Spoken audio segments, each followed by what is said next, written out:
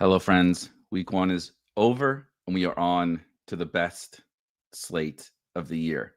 DFS, betting, drafts, everything. Week 2 is the week when everyone overreacts or underreacts. Generally not somewhere in the middle where it's appropriate. There's a lot of different exploitable opportunities in week 2, and that's what we're going to get into today, going game by game through the entire week 2 slate and talking about some of the spots we can attack in DFS, in betting, in drafts, your season-long teams, who to start, who to sit, all that stuff here at Spike Week. Let's do it.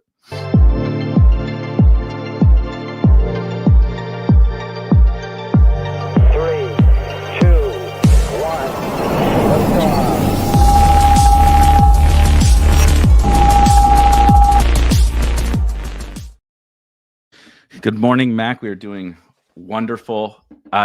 Week 2 is seriously the most fun week that exists in football. It's one of the most fun from a sports speculation, a predictive analytics, right? Not a gambling perspective, but ultimately a gambling perspective. We come into the season, we have all of our strong takes. Many of them get kicked in the junk in week 1. We feel wrong about certain things, right about certain things. We feel like everything that happened in week 1 is indicative of how the entire season is going to play out. You guys see it in our best ball bubble. It's let's post all of my advance rates after the first week, right? It's let's bury certain player. Let's crown another player as the best pick on the board over the course of the entire summer, all from week 1. And naturally, there are some things in week 2 that we should have learned from week 1 that are very real. Maybe a team is extraordinarily bad, cough, Miami Dolphins, cough. Maybe a team is outrageously good. Maybe a player's role is significantly different than what we thought it was. There's tons of examples of things that we absolutely should be learning. But oftentimes, even in those scenarios, as we head into week 2, the market, some of us, our opponents, whatever, they almost always will either overreact. Okay, this thing happened in week 1, whether this guy had a big game, this guy got a bunch of targets, this guy, scored a bunch of touchdowns, whatever. Even from a role perspective, guys can have roles in week 1 and that role doesn't perfectly carry over to week 2. It can be a game plan thing. We know still so little in week 2 compared to what we think we know. And yet we act, again, every time I say we, I'm talking the collective, all of us, the world, the fantasy football world, we're just so excited. Football's back. We have only essentially one data point to work off of. And we're going to take that one and we're going to carry it on into week 2 and assume that one data point is the end all be all. The flip side is, and Mike Leone did a good little quick thread on Twitter about this, where they've personally had a lot of success in week 2. And I'm not trying to jinx it as well, but I feel very similarly to Mike in that oftentimes it can be one of two things, that overreaction, underreaction thing. And he cited years ago, you have Tyreek and Waddle and stuff on the Dolphins, and the Dolphins came in and all they did was throw to Tyreek and Waddle in week 1. And yet we got that information that, wow, they might be good. Now, it's funny because they're not so good anymore, but the Dolphins, they might be good on offense, and they really only throw the ball to 2 guys. But because we came in to that season not fully really understanding what the Dolphins were, how the target shares were going to break out, all that kind of stuff, the projections and the market didn't fully buy in to the fact that, oh man, this is a high upside offense that really only throws to 2 guys, and they're going to pass a lot actually. And so that stack, right, Tua, Waddle, Tyreek was an absolute money printer because people didn't really get on board with it. There's certainly some things that we can probably latch onto this year that are similar. And then the flip side was another example that Mike gave, that this was I remember this one very, very vividly, was Devontae Adams was on the Packers. And in week 1, he went for like 50 fantasy, caught like 13 passes for almost 200 yards and 2 or 3 touchdowns. He just dominated. And this was peak of his powers, Devontae Adams. And we were like, the whole world was, well, Devontae's, you just got to jam Devontae in because he's going to get 20 targets every single week. And they're playing they were playing the Detroit Lions, I believe, at that time, who had a bad defense back then. And maybe they do this year as well. We'll see. But Aaron Jones was the starting running back for the Packers at that time. And nobody was playing Aaron Jones, and everybody was playing Devontae Adams. Slight hyperbole, but Devontae Adams is 60% owned in certain tournaments, and Aaron Jones is 10. And Aaron Jones went for 40 or something in that game. Had 200 yards and 3 touchdowns or something in that game. And so there's spots in week 2 in DFS, in betting, in your home leagues, right? You're feeling very uncomfortable with your Jameson Williams shares or what have you this week because it didn't go so well last week. But there's spots like that where I don't really think anything has functionally changed. There were minor concerns about the Detroit Lions. If we're going to write off Jameson Williams after one bad Jared Goff on the road against an elite Packer, what appears to be an elite Packers defense, then, we probably shouldn't have drafted that guy. And maybe we shouldn't have. But I don't think much has changed for certain situations like that. Those can be extremely exploitable where the one bad data point backs people off of a really high upside play. And the flip side being, I have already seen a bunch of, well, nobody's going to play the Dolphins this week, right? That was the case last week. This is the best time to play the Dolphins. I don't care about all the stuff from over the summer. And it was a totally reasonable thing to say. I think that the Dolphins were a totally fine, play in DFS if you thought that they might have a good game in week 1, what have you. And now it's like, well, let's do it again. Let's do it again. So is it now more advantageous to say, no, the Dolphins stink. It's over, right? It's over. Let's move on to a different spot. We'll dive into a bunch of those different examples. We'll go game by game and kind of talk through each one of those. Mostly we'll touch on Thursday Night Football. We will touch on Sunday and Monday, but we will mostly focus on the main slate because it is, of course, the main slate. And that's what main means. But yes, GM, hey, Toby. Adam, thoughts on the Titans and Cam Ward? I'm not overly concerned. I think that's one of those situations where that you would have hoped it went a little bit better than exactly how it went. But going into Denver against arguably the best defense in the league in his first game with, look, the Titans are not some elite offense. Calvin Ridley was going to land into a really terrible spot against Patrick Surtain.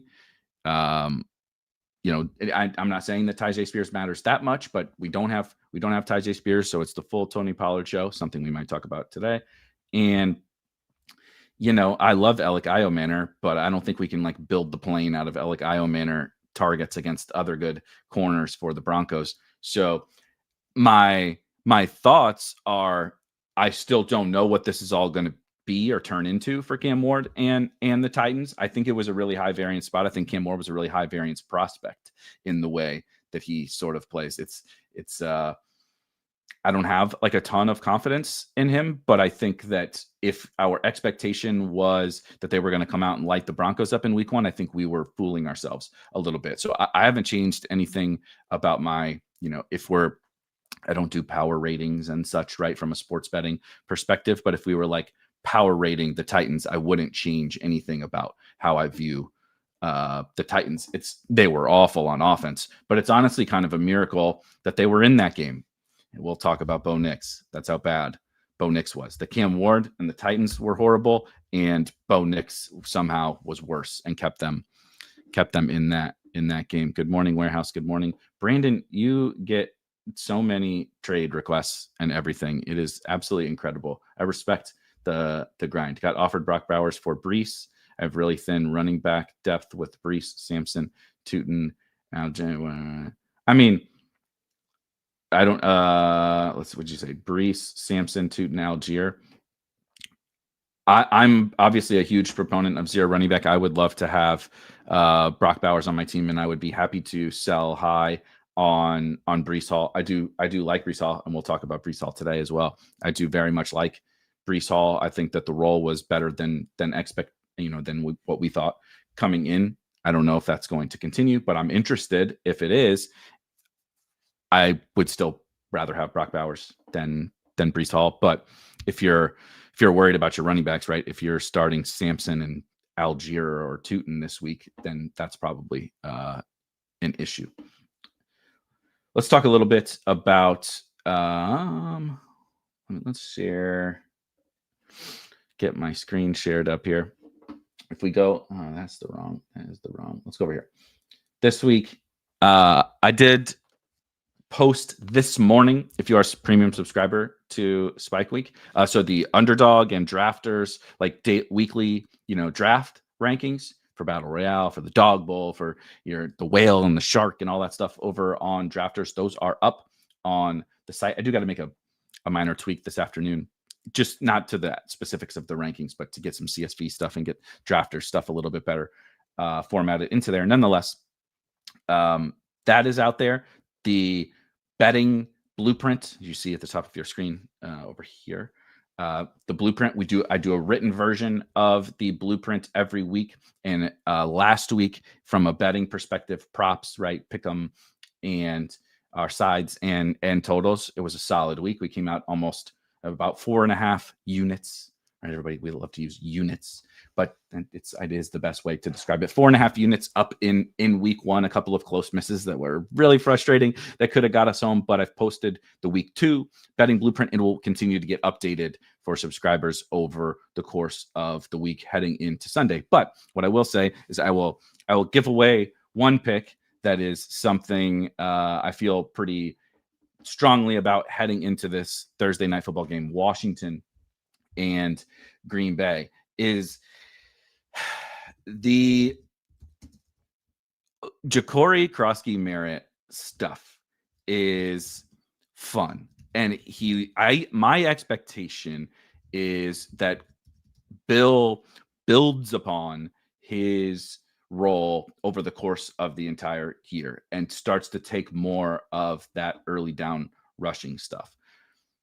But that's not really what happened, despite what we see in the box score in week 1 from the Commanders. They played the Giants. They kind of controlled the Giants. The Giants could not score on Washington. So in the first half, Ja'Cory Krosky-Merritt was not really playing very much. And that was when the game was within reach. Now, he played well. He had a nice touchdown run, and he had the long run at the end of the game on the final drive. That is good for it's always good to make good plays, right? As a football player, that's a bull signal. But from a week 2, how much is this guy going to play? How many touches is this guy going to get on the road against a Green Bay Packers defense that just completely destroyed the Detroit Lions, also at home in Green Bay? I bet Ja'Cory Krosky-Merritt's under on rushing yards. So there's our freebie biggest conviction pick of this game, is that I think that the Packers defense is pretty for real, at least up front. They are at home again. And it was 42 of his 82 yards came on the final drive of the game, right? Garbage time. Literally the final drive for Washington was where Bill's yardage came from. So he went 10 for 82, which is awesome, but 2 for 42 was on that final drive, which is, again, a really, really good thing. If you have him on your any of your teams, I'm excited. I'm very excited about the prospects of him, but I'm not so excited about the prospects of him having a big game, which is what he needs to do to get 43 plus rushing yards in this game against Green Bay. On the Green Bay side, we talked about yesterday in the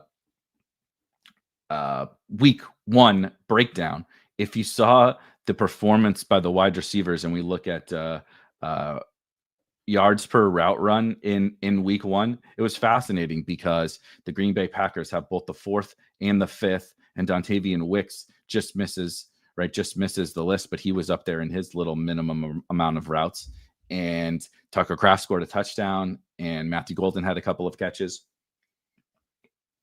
The Green Bay Packers operated at an extreme level of efficiency in that game, but the difficulty was pinning down heading into this year, pinning down which Green Bay Packers wide receiver or receivers it was going to be, and I'm not sure that has been alleviated. Romeo Doubs ran 17 routes on 22 pass attempts for Jordan Love. So I think on Thursday night, if I'm siding with something from the Green Bay Packers, I would side with Romeo Doubs. Jaden Reed did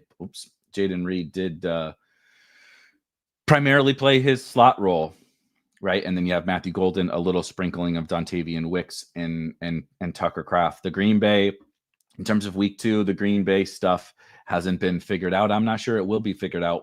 And I do think we saw yet again in week 1 that Matt LaFleur, when not being pushed to throw the ball, is not going to throw the ball. So this is a hefty total. This has the Commanders, obviously, in this game. The betting market does. They're 3.5 point dogs with a 48.5 point total. I don't know how much I love that. I will say from, if you're playing showdown or even like start sit style decisions, I'm still okay with the Washington pass catchers. Terry McLaurin in his first game back kind of got locked up, and then the game script sort of got away from Terry and from Jaden Daniels. I think the Giants are going to be a difficult defense to go against, specifically in the passing game. Green Bay is as well, but I think Terry McLaurin, better days are ahead for Terry McLaurin. If you have him and you don't have better alternatives that you feel more comfortable with, I think you're totally fine with Terry. And I think the role for Deebo Samuel is outstanding. Everything that if you drafted Deebo for, you should be excited about Deebo. Even in a tougher spot like this, my expectations are a little bit lower for this game, I think, than the betting market. But that's also a little bit of my expectations across the league. I thought there was very, very little like awesome offensive play. Now the Packers did play pretty awesome offense, but mostly in a small sample through the air. And Josh Jacobs was not very good. They were grinding it out on the ground with Josh Jacobs. And what we really want to see is the Packers get pushed. And I think I would rank the Packers wide receivers, Dobbs, Reed, Golden, and I think I would honestly put Tucker Kraft if I were ranking them from a wide receiver perspective. Obviously, Tucker Kraft, you get to play at tight end, so he probably moves to the top of the list. But amongst the pass catchers, Tucker Kraft is somewhere in the mix at the top amongst those guys. But it's very murky. Josh Jacobs is certainly going to get the football plenty, as he always does. No real concerns there other than the fact that he's Josh Jacobs, and the Packers rushing attack is not particularly high powered. All right, let's get on to the main slate. Let's look at it from a DFS perspective over here, and let's do. Let me refresh this. I was quite sure that the projections were in here, and yeah, they are. Okay. Here we go. Get to my stuff here. Cleveland versus Baltimore. This one is a fascinating game, and I'm really excited to talk about this one first because, of course, this has some of our flag plant guys and anti-flag plant guys on the Cleveland Browns side. Really, really, really exciting first game from Harold Fannin. Couldn't be more excited if you have Harold Fannin on your season-long team. If he's on your best ball teams, wheels the fuck up. It is exactly everything we dreamed about the role. Led the team in targets. They moved him all around the formation. He lined up in the backfield. He lined up in line as a traditional tight end. He lined up in the slot. He lined up out wide. Everything that they said, it's nice when the coaches don't lie. And Kevin Stefanski did not lie. They moved him all around, used him like a queen on the chessboard in order to create mismatches, and then they got him the football. Now, small problem for this week is that the old Baltimore Ravens are a little bit better on defense than the Cincinnati Bengals. And then the Cincinnati Bengals played a little bit better than I think the world and myself certainly thought that they would. But I think that was specific to the running game. And that's where I'm concerned for the Cleveland Browns. Dylan Sampson got loaded up with targets himself, but was not particularly efficient on the ground. It was quite bad, actually, on the ground for Dylan Sampson. He's up to 5,200 on DraftKings, despite 12 for 29 on the ground. Not great. And look, I'm not a complete and utter running back expert. I'm not sure that those hardly exist, certainly in our bubble. Watching the game, it felt a lot like the offensive line is going to be rough from a run blocking perspective for the Browns. So I'm not super excited about any Cleveland Brown running back in a tough matchup like this. That's one of we were excited for it in week 1. We played it. I started Dylan Sampson in all my zero running back managed leagues. Bet on Dylan Sampson, was excited, played him in DFS at 0% ownership in week 1. And that went awesome. But I think it's time to wait and see a little bit against the Ravens run defense. And I wouldn't say I feel the exact same about Harold Fannin, because a $3,100 tight end on DraftKings that is as good as I think he is. Also, as you saw, 10 touches here. He did get they also used him as a wildcat quarterback on one play. And so the volume and the role is extremely powerful for Harold Fannin. So I don't think you can just write him off, but I also don't think that you have to be like, see, Harold Fannin is an absolute lock heading in to week 2. I'm interested to see when the props come out. Unfortunately, it's too early in the week, apparently, for these damn sports books to get out their props. We just have some very low level stuff like on Prize Picks, and the Thursday Night Football game is out and all that different stuff. But we'll dig into that. Hopefully we get some more tomorrow. We'll dig into that. Of course, if you want to find all that, there's a link to the betting blueprint in the description, and you can see all the different props that pop up as advantageous for us here. And that was very, very profitable in week 1. And you can, of course, get in the Discord and get notified every single time we add a prop there. On the Ravens side, the difficulty also here in this game for the Baltimore Ravens is that as awesome as Zay Flowers was, and I think the price is really nice, and as excited as I am for Zay Flowers, lots of touches, 31 DraftKings points, wheels up, right? He was 1A, 1B with Puka Nacua in terms of who played the best at wide receiver in week 1. I'm super excited for Zay Flowers. However, the Cleveland Browns defense, I'm quite confident is for real. What they did to the Cincinnati Bengals, I think it was a little bit right of the Cincinnati Bengals' own doing. They went completely run heavy. We talked about this yesterday. If you go back and look at the play-by-play from the first drive of the Cincinnati Bengals, but I think as I've thought about it some more, you still can't do this. You have Joe Burrow, Jamar Chase, and T. Higgins. If you're this worried about pass rush, then just hand in your clipboard, let somebody else take the reins, because someone else can figure out how to use these awesome weapons. Zach Taylor maybe is not the guy. However, I think that the Cleveland Browns pass rush and the Cleveland Browns defense was really causing nightmares for the Cincinnati Bengals up front, who have a little bit of a weaker offensive line. That being said, I think, if that's part of the reason why the Bengals kind of went into a shell, the Ravens are not going to go into a shell by any stretch of the imagination. But can the Browns slow them down in a way that the Bills did not? I think that's much more conceivable in week 2. I think the Browns defense is going to give the Ravens some troubles. Now, from a DFS tournament perspective, from your season-long leagues, are you starting Lamar Jackson? Yes. Can you play Lamar Jackson at $7,000 on DraftKings? I don't know what we're doing. DraftKings.com with the pricing. It's a bad price on Lamar. Can you play him? Of course. Are you going to be sneaking by Lamar Jackson and Zay Flowers in week 2? I don't think so. I am, however, at 8,200 on DraftKings, and what's the price on FanDuel? Let's go over 9,000 on FanDuel. More concerned about Derrick Henry, because I do think that this matchup is tough for all of the Ravens, but specifically Derrick Henry, I think is going to have a little bit more difficulty in week 2 than, it was just a feeding frenzy against the Bills, which we'll talk about them in a little bit.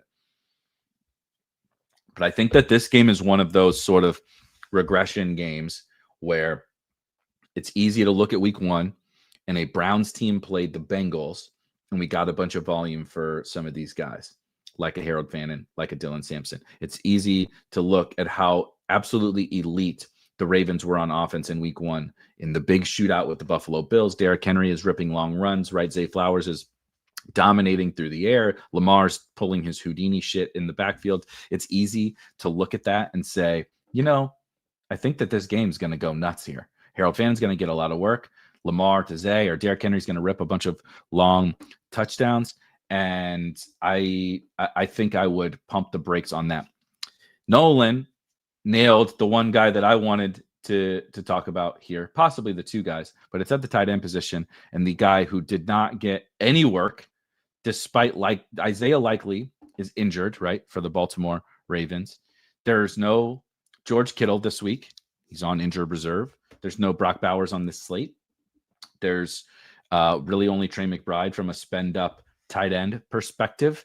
And heading into week 1, our expectation without Isaiah Likely was that Mark Andrews would probably be a pretty strong play. That didn't come to fruition against the Bills, but I think this is kind of a bounce back-ish spot. Again, if the pass rush is maybe getting home a little bit more for Cleveland against Lamar, these things can set up for Mark Andrews. And I think we're going to get some pretty nice ownership on Andrews in DFS, and he might be the guy that is the perfect, right, bounce back candidate. And it also correlates a little bit with this game, specifically his teammates, Derrick Henry, Zay Flowers, not continuing what they did in week 1 while kind of all of our opponents latch on to what they did in week 1. So kind of a fade week 1 game for me in Baltimore between the Ravens and Bengals. All right, let's talk about another bounce back game, another fun bounce back game, and that is the Jacksonville Jaguars against the Cincinnati Bengals. And the hope heading into week 1 was, right, the Browns, the Bengals are just going to score points no matter what. The Bengals are just going to score points, and the Browns are going to match them because the Bengals defense is bad. It's Joe Flacco at quarterback, right? As opposed to, where did my, here we go, Jags Bengals. 48.5 total. The betting market is still in on hefty totals in Bengals games as well as Jaguars games, despite two disappointing performances. If we had to do a aren't you worried game between these two teams, Jacksonville and Cincinnati, I am quite certain I would be more worried about the Jacksonville Jaguars. And maybe that sounds crazy because if you go look at what the Bengals did, it looks worse than what the Jaguars did. And of course, the Jaguars traded away Tank Bigsby, which makes me like Travis Etienne a little bit more. We talked a lot about the Tank Bigsby trade over the course of the last couple of days. You can go back and listen to that. But in week 1, if we're going to extrapolate the Tank Bigsby trade onto Bashal Tutin, I think we should pump the brakes just a little bit. I think it is obviously bullish for Bashal Tutin, but he currently has to overcome LeQuint Allen. LeQuint can play some of the passing down stuff. Etienne is clearly the lead in that backfield. It's not like a straight Bucky Irving money printer here where he has incompetent guys around him and there's no third player. And it's a little bit more wait and see in that backfield, other than the fact that if you have Travis Etienne, you're starting Travis Etienne for the Jaguars. You're certainly starting him this week. He's extremely appealing in this spot. But really, what this game represents to me is a passing game bounce back. I don't know if that Bengals run defense stuff is real. I find it exceptionally hard to believe. And I don't think Liam Cohen can be outcoached by the Bengals defense. I think he's going to do a good job. Travis Etienne is probably going to have yet another good game here. But in this hefty total, 48.5, I think we see a nice little bounce back from the passing games here. The Jaguars pass rush is not incredible. The Bengals passing defense they gave up a boatload to Joe Flacco and co. It just, some tipped interceptions and just a kind of some good luck on the Bengals side. Obviously good luck to win that game, but just good luck to not give up a bunch more points. The Bengals defense, I'm still very much out on the Bengals defense. I'm still very much in on the Bengals passing offense. And I think that the Jaguars passing offense is in for a potential bounce back spot. They played Carolina in week 1, and we kind of all thought that it would just come home right? The chickens would come home. The chickens come home to roost. Is it chickens that come home to roost or crows? Anyway, something is coming home to roost in week 1 was what we thought. And Carolina put up a little bit more of a fight through the air. But I think it was a little bit deceiving in that J.C. Horn, was the Carolina's best corner. I think it's like a very real, legit good corner. Now, that shouldn't prohibit Brian Thomas from really doing anything. He had 1 catch on 7 targets from Trevor Lawrence. And Trevor Lawrence, even Liam Cohen came out and said kind of Trevor Lawrence was the problem, not Brian Thomas Jr., which is always funny. You can go find that quote on social media, The Athletic, whatever. But the Bengals don't have a J.C. Horn.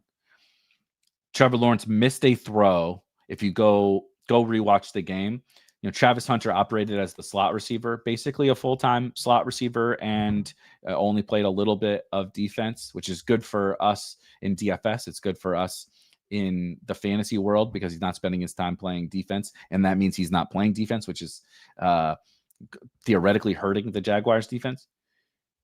There was what I think was probably a touchdown of like 65 yards to Travis Hunter that Lawrence just underthrew by, and I believe J.C. Horn made this interception, underthrew it by just like 6 inches. We would all like to have 6 more inches, but Trevor Lawrence really would have liked to have 6 more inches in that particular play.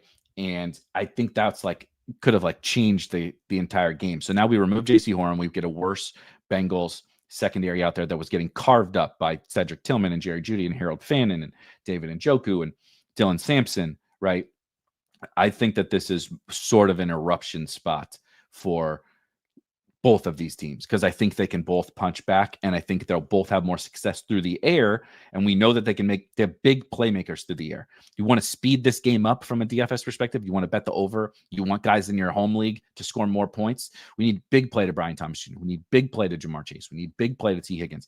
We need to hit that throw to Travis Hunter, right? We need Travis Etienne to pop another long run, which I wouldn't want to necessarily count on, but it's this game is like one of the peak bounce back spots, I think, for both of these teams for sure.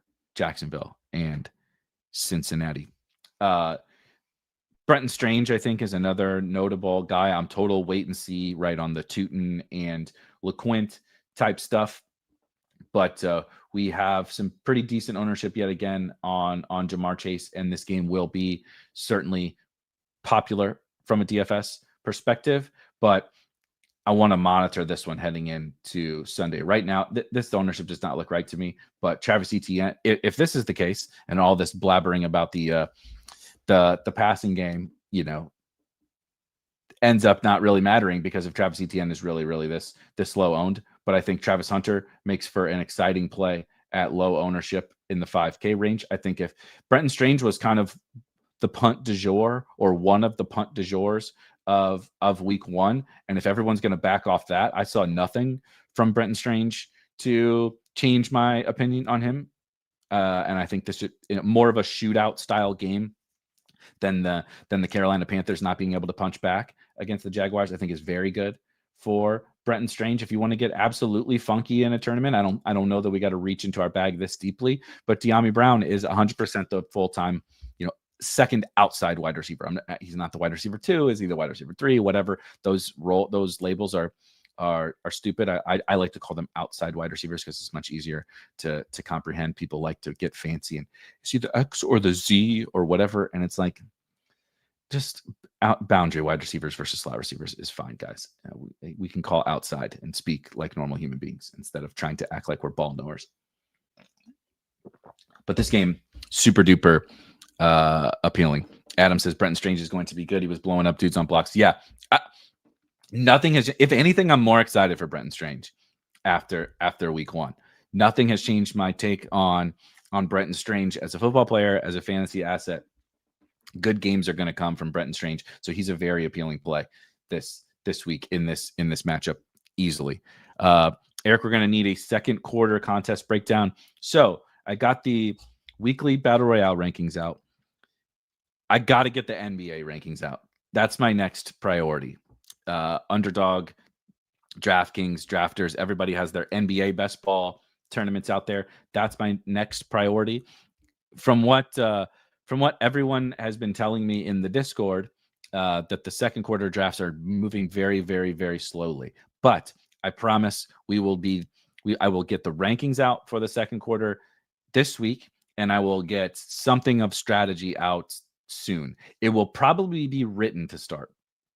Full transparency, because it's very difficult to fit those new like shows and videos in late, like in season. It's a little bit difficult. Huhaim says there are some concerns about the second quarter contest on Underdog. With you definitely have to think through the second quarter even more than you have to think through like the first quarter contest.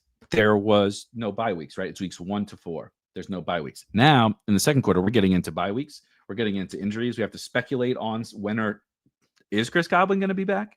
How healthy is Chris Godwin going to be, right? How valuable is George Kittle? He's on IR. Is he going to be back during this tournament? There's a lot more up in the air, which does make it fun.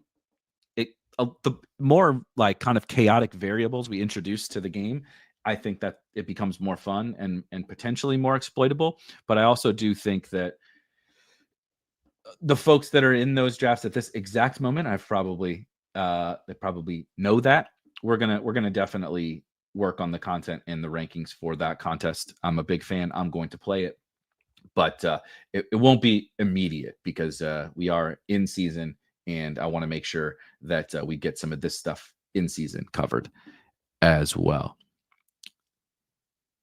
If you use the hacker, Ross says, of course, the Draft Hacker, which is a part of the premium subscription here at Spike Week. You get all of this in-season stuff. You can play NBA with our NBA rankings and strategy. But obviously, the bread and butter thing that we do is the Draft Hacker, Draft IQ, our tools for your best ball drafts. So you can get absolutely everything here at Spike Week. We do the best ball stuff. We do the DFS stuff. We do the betting stuff. We do the battle royales. We do it all. If you use the Draft Hacker and set ranks, it only took me 20 minutes to go through and look at projected totals for weeks 5 to 8 and dock players with only 3 games and really docking players with a week 8 bye. The other cool thing about the Draft Hacker that you can do is for these contests, right, is you go in and you can set which weeks you want to see the matchups for. And so, like Ross is saying, if you go into the Draft Hacker, right, you're in your draft, you go to the Draft Hacker and you go to that middle section where the queue is, that you can, like, there's a drop down that allows you to change what you're seeing on your screen.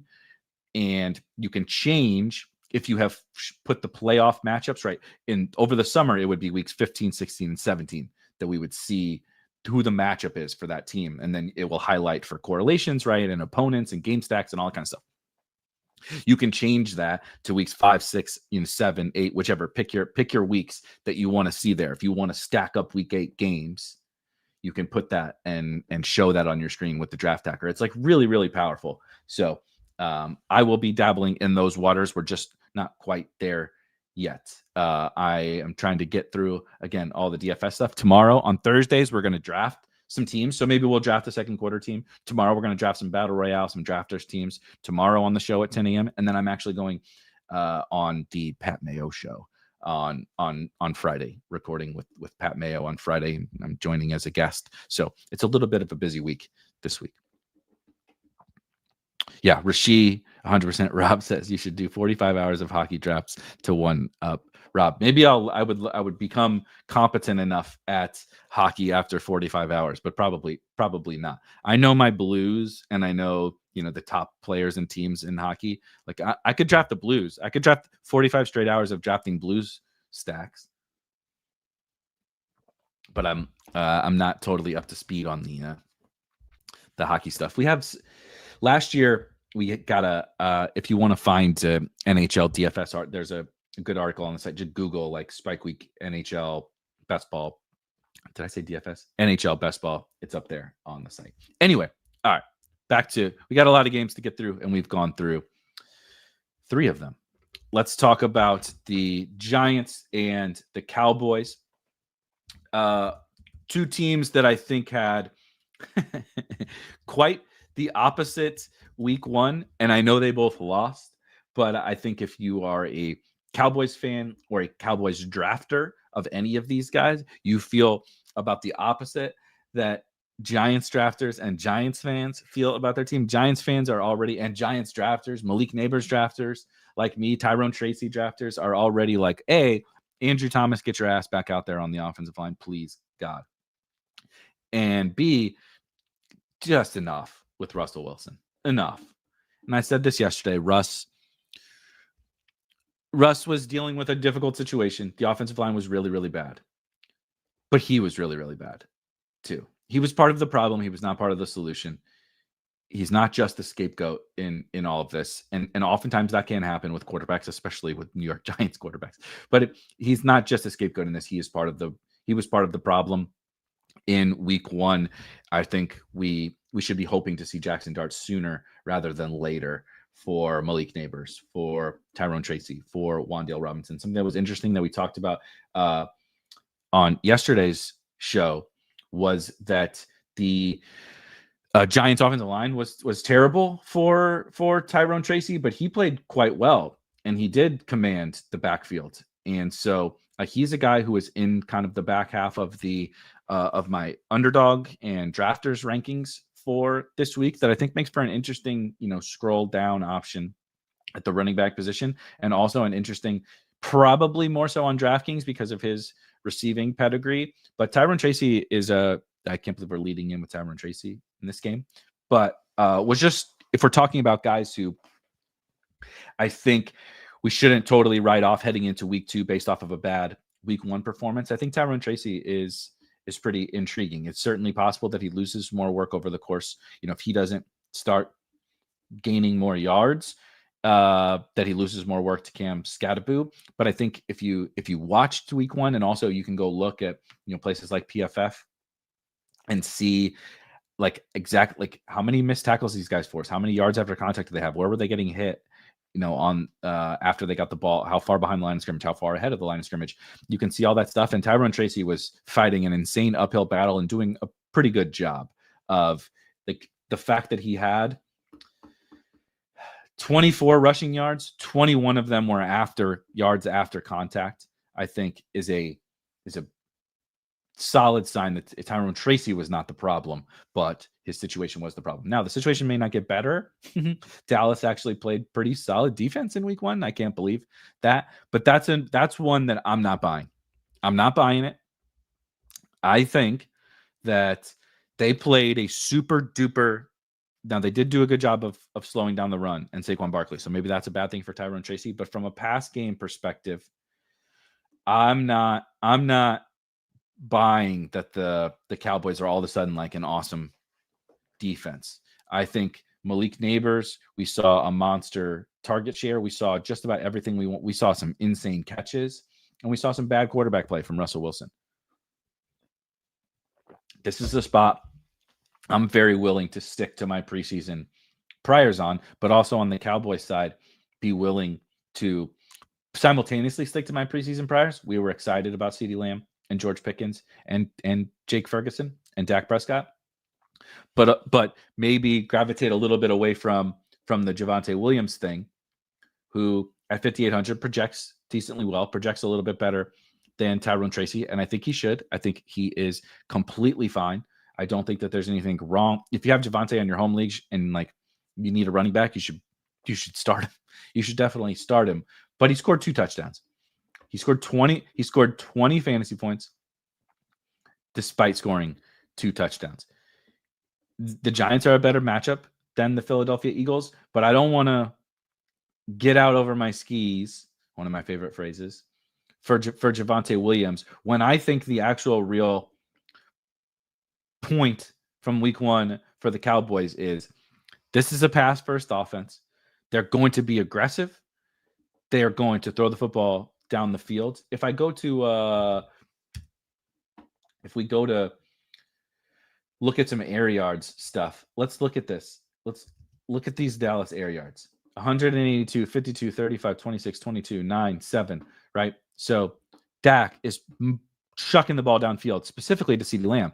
This George Pickens number of only, air quotes, 52 air yards on 4 targets looks misleading because if you recall, there's multiple penalties so we don't show air yards for penalties, right? We don't get a target, and we don't get don't get air yards for pass interference but there's bombs down the right sideline to George Pickens that he did not get credit for, right? And CeeDee Lamb is just an absolute target dominator. Jake Ferguson, I would also add, if he's going to fall through the cracks in, as Nolan mentioned earlier, a weak tight end week, Jake Ferguson, I think, is also quite interesting. What's he looking like from an ownership perspective? Yeah, we're going to ignore the ownership, but projecting for 11 points at 3,800 is pretty solid for Jake Ferguson. On the Giants side, it's pretty much Malik Neighbors or bust. But how many? It was just Wandale, right? So I mean, Wandale had 8. I never ever really want to play Wandale Robinson, and he's an absolute X amount on FanDuel. But like, if you're totally stacking this game up, right? And you could get to 10 Wandale targets or something like that against the Cowboys defense.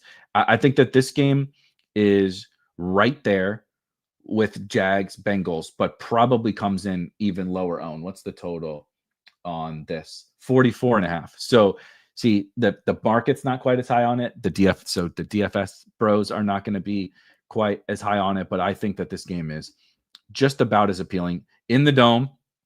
In the Cowboys dome, which I guess we'll need to see how the sun is looking.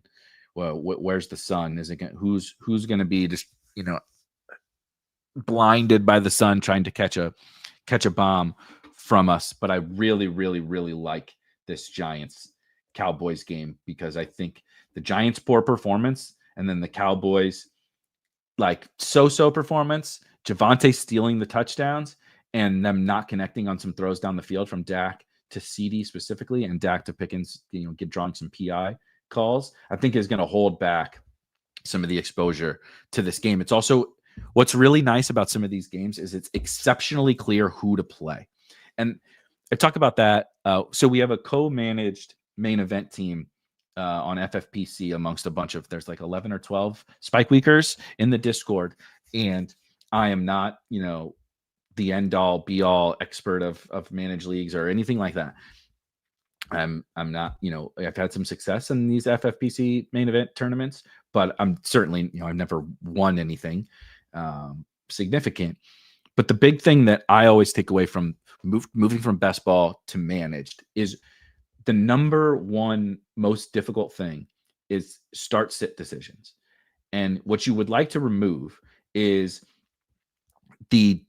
remove that roadblock, remove that hurdle. It's not really a roadblock, but remove that hurdle, right? Remove that speed bump or whatever along the way. And every week when you're having to decide between 2, 3, 4, 5 guys of who to start, you make it much more difficult on yourself.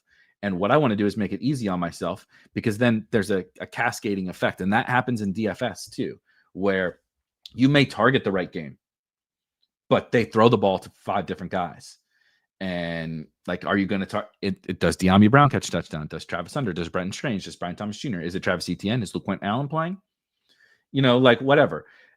I like them a lot. But on the Cowboys side and the Giants side, they kind of only throw to two guys on each side. Jake Ferguson, I guess, would be the third.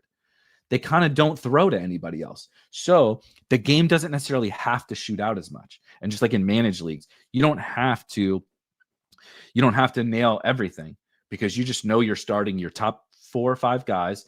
And then you make a decision thereafter about, right, your RB2 or whatever is a difficult decision. But it makes that decision easier because you now probably have a bunch more options on the bench. And over the course of the season, you have the potential for more options to open up, whether it be waivers, or you have backups, or you have Tootin on your team, right? You have LeQuint Allen, you have Tyler Algier, you have Trey Benson, you have someone like that on your bench. You're not really comfortable starting them just yet, but you have a bunch of lottery tickets. That's how I feel about managed leagues. That's also how you feel about the DFS side of things. Is there is an inherent value to a situation like the Cowboys and like the Giants, to where in this game, if it does blow up, I know who it's going to be. And it doesn't necessarily have to blow up to the level that some other games do, because you're just going to get more target volume for the main guys. So a huge feature of Giants and Cowboys. That's one of my favorite tournament plays. The Giants outside of Dart, Shiat says, the Giants outside of Dart and Neighbors were clear examples of mediocre players on a bad team. Avoid. I think that is completely fair. I did draft some Tyrone Tracy, and I don't feel bad about having drafted Tyrone Tracy, but I agree generally with your sentiment. Would you do a Wilson Neighbors stack? I think I would rather put, so on DraftKings, Dak Prescott is 5,900 and Russell Wilson is 5,100. I think just sign me up for Dak, because also if we look at the quarterback position, when you get down into the like Drake May against the Miami Dolphins, which we will get to in a second. Drake May against the Miami Dolphins is 5,200. If you do think like, Tua bounces back is in that price range. Caleb is down there, who I know everybody's out on Caleb Williams as a real life NFL quarterback. And I do think he's quite bad as a real life NFL quarterback, but he's scoring fantasy points. He's running, and he's probably going to have to play some keep up with the Detroit Lions. There's Trevor Lawrence in that Bengals matchup. There's Justin Fields, who I quite like, that we'll also get to. There's just a lot of quarterback options that I don't think I want to go quite down to Russ for me. It is a fair question, though. All right, next game up, Rams and Titans. The aforementioned Titans that we talked about earlier from the question about, was it Adam had? The question about Cam Ward. Not worried about Cam Ward, but I also don't think this is a great spot. I don't think this is a great spot either. I think the Rams have a pretty good defense. If you saw last week, the Rams played quite well, granted against a Houston Texans offense that I'm also quite worried about. That being said, from a DFS perspective, I think that there are some appealing plays, even though I don't want to stack this game up is where I would start. But where in the hell? Damn, we got a lot of early games, huh? I don't want to stack this game up, but the ownership, as you see here, on some guys, I think is quite appealing. Puka Nacua is arguably the best fantasy asset at wide receiver that we have in the NFL. I know that seems a little bit bold, but man, go against a really tough matchup with the Houston Texans, just balling out.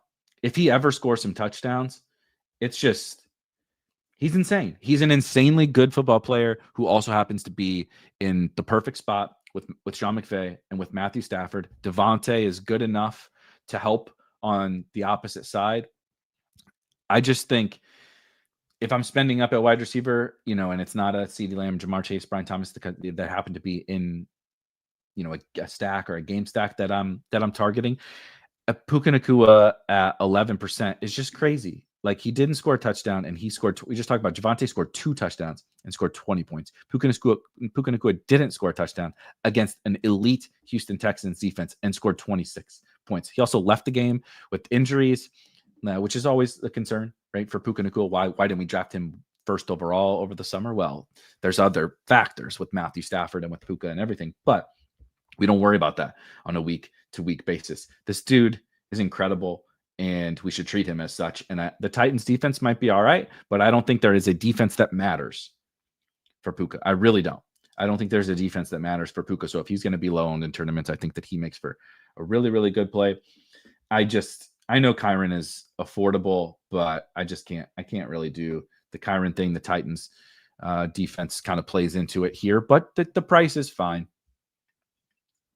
So I would understand why someone would want to play Kyren Williams. The back that I would rather play, though, is on the other side, Tony Pollard. It didn't work well in the box score, and I am a little bit concerned about Cam Ward's lack of checking down to Tony Pollard. Part of the perk of Tony Pollard being this workhorse and good passing down back is you want to get some checkdowns. And you would think if you're losing against the Broncos, they're getting a lot of pressure on Cam Ward, we would get some Tony Pollard checkdowns. I'm willing to ignore the fact that didn't happen. And this is a let's ignore what happened in week 1 type situation. The Broncos are an awesome defense. I do think the Rams are a good defense, but I think the Tony Pollard workload is as good as anybody in the league. It's as good as Kyren Williams. It's as good as Christian McCaffrey. Now, it's not as good as Christian McCaffrey's, right? Like workload from a fantasy value sense, but in terms of being out there, being the workhorse back on his team, he's as good as anyone. And I think because of a tough matchup with the Broncos, and now this is not like the world's best matchup, Tony Pollard did jump off the screen a little bit to me at a pretty reasonable ownership. If we were coming in, speaking of people talking about second quarter and first quarter drafts and all that kind of stuff, the world in the first quarter drafts was just piling. Tony Pollard is the best pick in first quarter drafts. And it's like, well, his matchups are a little bit tough in the first quarter, so we'll see. And now it's like, well, no, never mind. Yeah, who cares? He's not the best. He's not that good for the first quarter anymore, right? After one bad game on the road against the Denver Broncos. Now we go back home. You get a slightly better matchup with the Rams run defense. I think Tony Pollard makes for a pretty appealing play. But we talked about Puka, another a super appealing buy low spot right here. And I can't believe I'm saying this because this is not my kind of a guy, but Calvin Ridley, 4,900 on DraftKings. We were just the Royal We was just drafting this guy in like the 4 or 5 turn of best ball drafts all summer, which is a much heftier price than 4,900. He has a bad game in the single worst matchup that Calvin Ridley could be in. On the road at the Denver Broncos, getting shadowed by Patrick Surtain. There is no worse matchup. First game for Cam Ward as a rookie. Now we go home. Cam Ward is in his second game. Maybe we got some of those jitters out. The Rams defense, I said it's good. The secondary, there is no Patrick Surtain in the Rams secondary. I know they shut down Nico Collins, but this is like the fade all that stuff. Calvin Ridley is the go-to guy in this offense.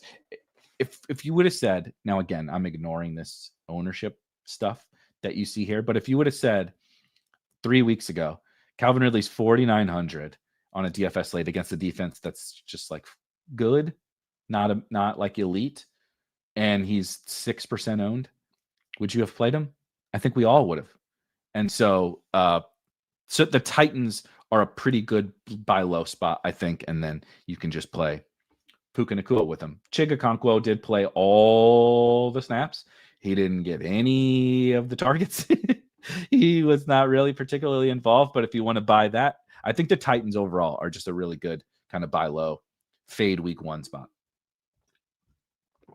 Let's see what's up next on the docket. Oh, Bills Jets. Here's this one is a doozy for sure. Bills versus Jets. I kind of like the Jets in this game. We got the Bills off of a huge comeback win at home Sunday Night Football against one of their arch nemesis against an arch nemesis in the Baltimore Ravens. Just incredible comeback win. Josh Allen balling out of control. Baltimore Ravens punting. What are we doing, Harbaugh? Come on. Put the cojones back on the table. Take them out of the pocket. But I think that the Jets stuff on offense was fairly real in week 1. We see a 46.5 total. That feels a little bit aggressive. I think that the Jets, if you watched that Bills run defense, holy shit.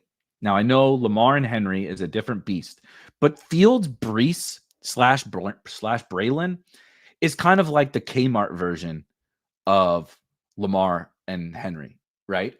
Fields is the reason why Lamar and Henry thing works is you have this superstar quarterback who's electric with his legs that you have to account for. And then you have this beast of a runner in Derrick Henry that if you're taking away a defender and dedicating him to Lamar Jackson, then he's going to feast because it takes a bunch of guys to take him down. Now, Breece Hall is not Derrick Henry, but he's also very different in that regard. Braylon Allen is, again, like the dollar store version of Derrick Henry, big, beastly guy. If the Bills' run defense is as soft as they were against the Ravens, if their defense collectively is as soft, they gave up 450 yards in 50 plays. That's hard to do, even against the Ravens. From an EPA perspective, the I did not know this because I don't track historical like single game EPA performances, but I saw on social media the Baltimore Ravens offensive EPA, expected points added. That's what EPA is. It's kind of like an overarching metric to like how well did you play. The week 1 performance by the Baltimore Ravens was the single greatest offensive performance in the history of football. And they lost. Think about that. That's insane. So the Ravens, I think, are going to be good on offense. Goes back to stuff we talked about before, but probably not that good, right? The Ravens are probably not going to have the best offensive performance of all time every week, and probably not against the Browns. But how much did the Bills defense aid in this incredible performance by the Baltimore Ravens? I think one of my takes is that the Fields, Brees, simplifying this little collection of talent that the Jets have accrued around Justin Fields. So with Fields, with Brees and Braylon and Garrett Wilson, to simplify things for Justin Fields, we're going to run the football. We're going to run the football with Justin Fields.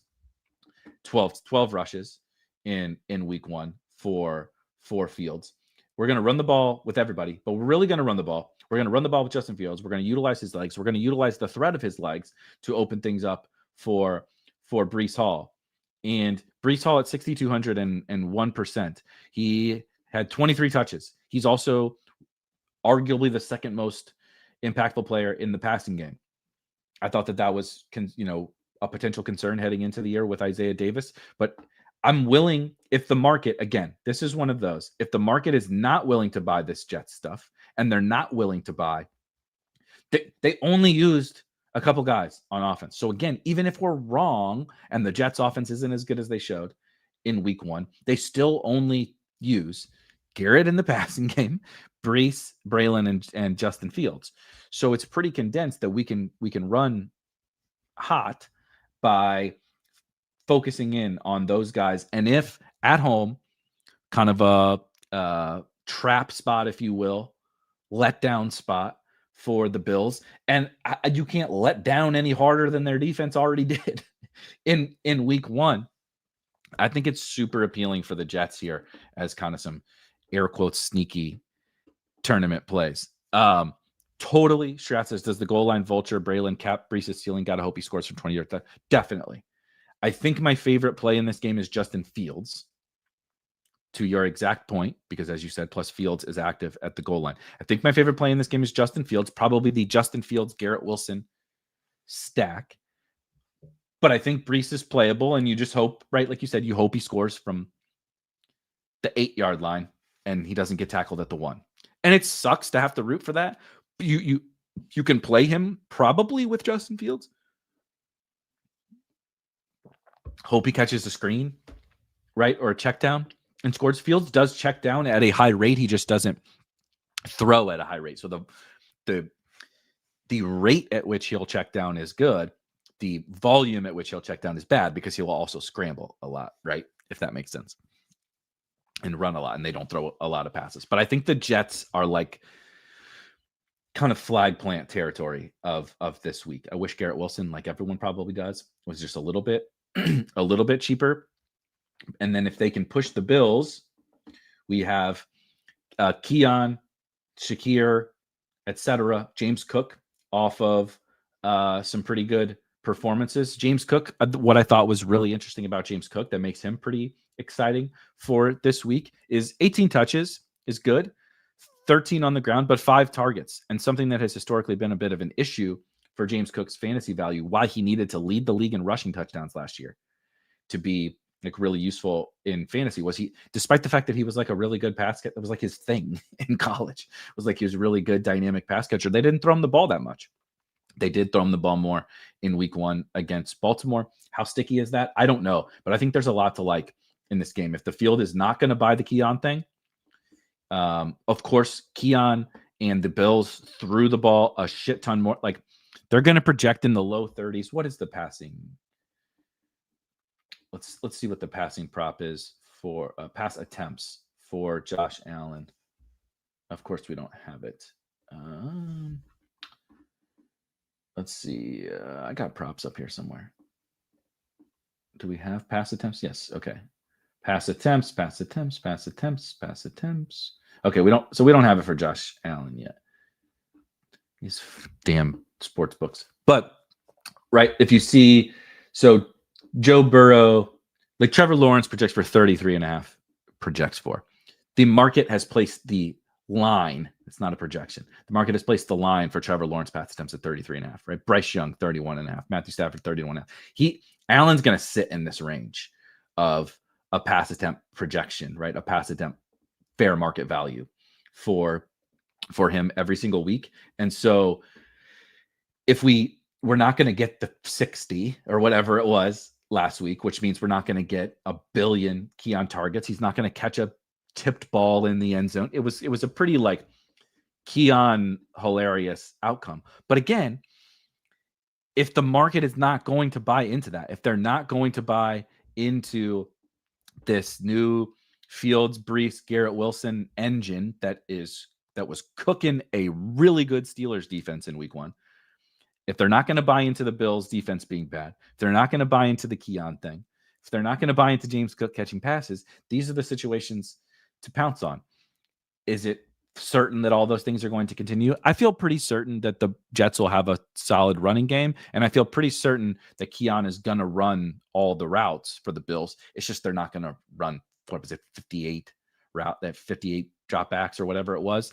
That's not going to happen, but we don't need that. He's 5,100 on DraftKings, projecting decent actually, and like, again, we kind of know who the ball is going to. The Bills, of course, will spread it out a little bit more. Khalil Shakir did also run a ton of routes in his first game back from a high ankle sprain. But this game is another one that I think is a sneaky little shootout potential here with the Jets and the Bills.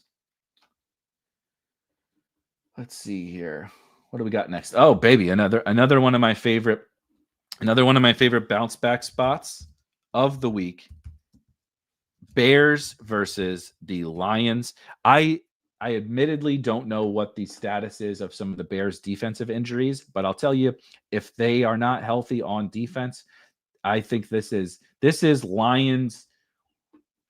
After that, think about just everything that they're talking about at the Detroit practices this week, everything that Dan Campbell's speaking about in meetings. It went as poorly as it could possibly go for the Detroit Lions, essentially, in week 1. On the road at your biggest divisional rival, one of your biggest conference rivals, in order to try to make it to the Super Bowl. And the Lions laid an absolute egg. They got punked. The Lions got punked on both sides of the ball. Not as much. I think the Lions' run defense is still going to be good, and it's not like DeAndre Swift is going to do shit running the ball anyway. I think that the Lions' pass defense wasn't as good. Tyrion Arnold got hurt in that game. He avoided a serious injury, they said, but is he good? The Lions have some injuries. Aiden Hutchinson didn't look like Aiden Hutchinson in his first game back in that one. And they just got punked, man, by the Green Bay Packers. This is, to me, the spot where Dan Campbell and co come back and we are about to drop a 50 ball on these dudes. They just got lit. JJ McCarthy without no Jordan Addison, right? No Christian Darris, no left tackle for the Minnesota Vikings, came out in the second half and laid the smackdown on this defense without Jalen Johnson, without some of their corners. I think that this is the bounce back spot for the Detroit Lions. This is the Jahmyr Gibbs usage was everything you dreamed about drafting him in the first round. Right? We talked all summer about you can't put that genie back in the bottle with Jahmyr Gibbs and put him in a straight 50-50 split with David Montgomery. He was not. He played 44 snaps to 28 David Montgomery snaps. He's the lead. He got 10 targets. He was just wildly inefficient. And I think that had a lot to do with, certainly there's some, Charles says, the Lions showed us their offense is struggling in the preseason. They didn't play in the preseason. Yeah, the Lions didn't play their starters in the preseason, right? I don't think. I can't remember. They obviously played an extra game because of the Hall of Fame game, but it was a lot of Isaac Teslaw in the preseason for the Detroit Lions, who all, by the way, made a little bright note for the Detroit Lions. Super sick catch from Isaac Tesla. He played 3 snaps or whatever and caught a sick touchdown. But this is Ben Johnson is going to be triggered. It's a revenge game for Ben Johnson, but also for the Lions. They're just going to body bag the Chicago Bears here. I like them laying the points. I like them from a DFS perspective. You don't have to play Jared Goff if you don't want to, but I think that just about everything about the Lions is super appealing from a DFS perspective. Jahmyr Gibbs is one of my, like Jahmyr Gibbs at 8%. We'll get into some of those other running backs that are projecting well and projecting to be popular at the top of the list. I don't believe anything has changed for Jameson Williams. My bull case for JMO still stands. I do think Amon-Ra takes a little bit of a step back this year, and JMO takes a step forward, while Gibbs also takes a step forward. But I do think this is a pretty good bounce back spot for Amon-Ra as well. Sam Laporta at a tight end position, again, that we've discussed, is really, really weak. Can he score 2 touchdowns in a game? You bet your ass he can score 2 touchdowns in a game. If you want to play a Bears bring back, you couldn't pay me to play DeAndre Swift. Sure, he's catching checkdowns, but he is a disaster running the football. I don't think he's long for this workhorse role.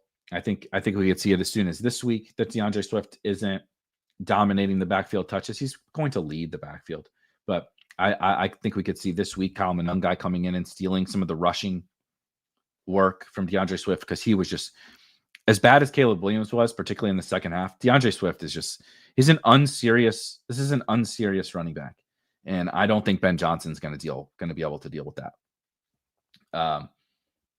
Love Gibbs, love JMO, love the Lions. This is the bounce back spot against this Bears team. In my opinion, they are going to take out all of their emotions from getting embarrassed on national television by a bitter rival in the Green Bay Packers, and they're going to come out and hang a big number here for the Lions. So maybe we'll bet the team total over as well for Lions. If you want to bring back on the Bears, I do think it's Rome Odunze.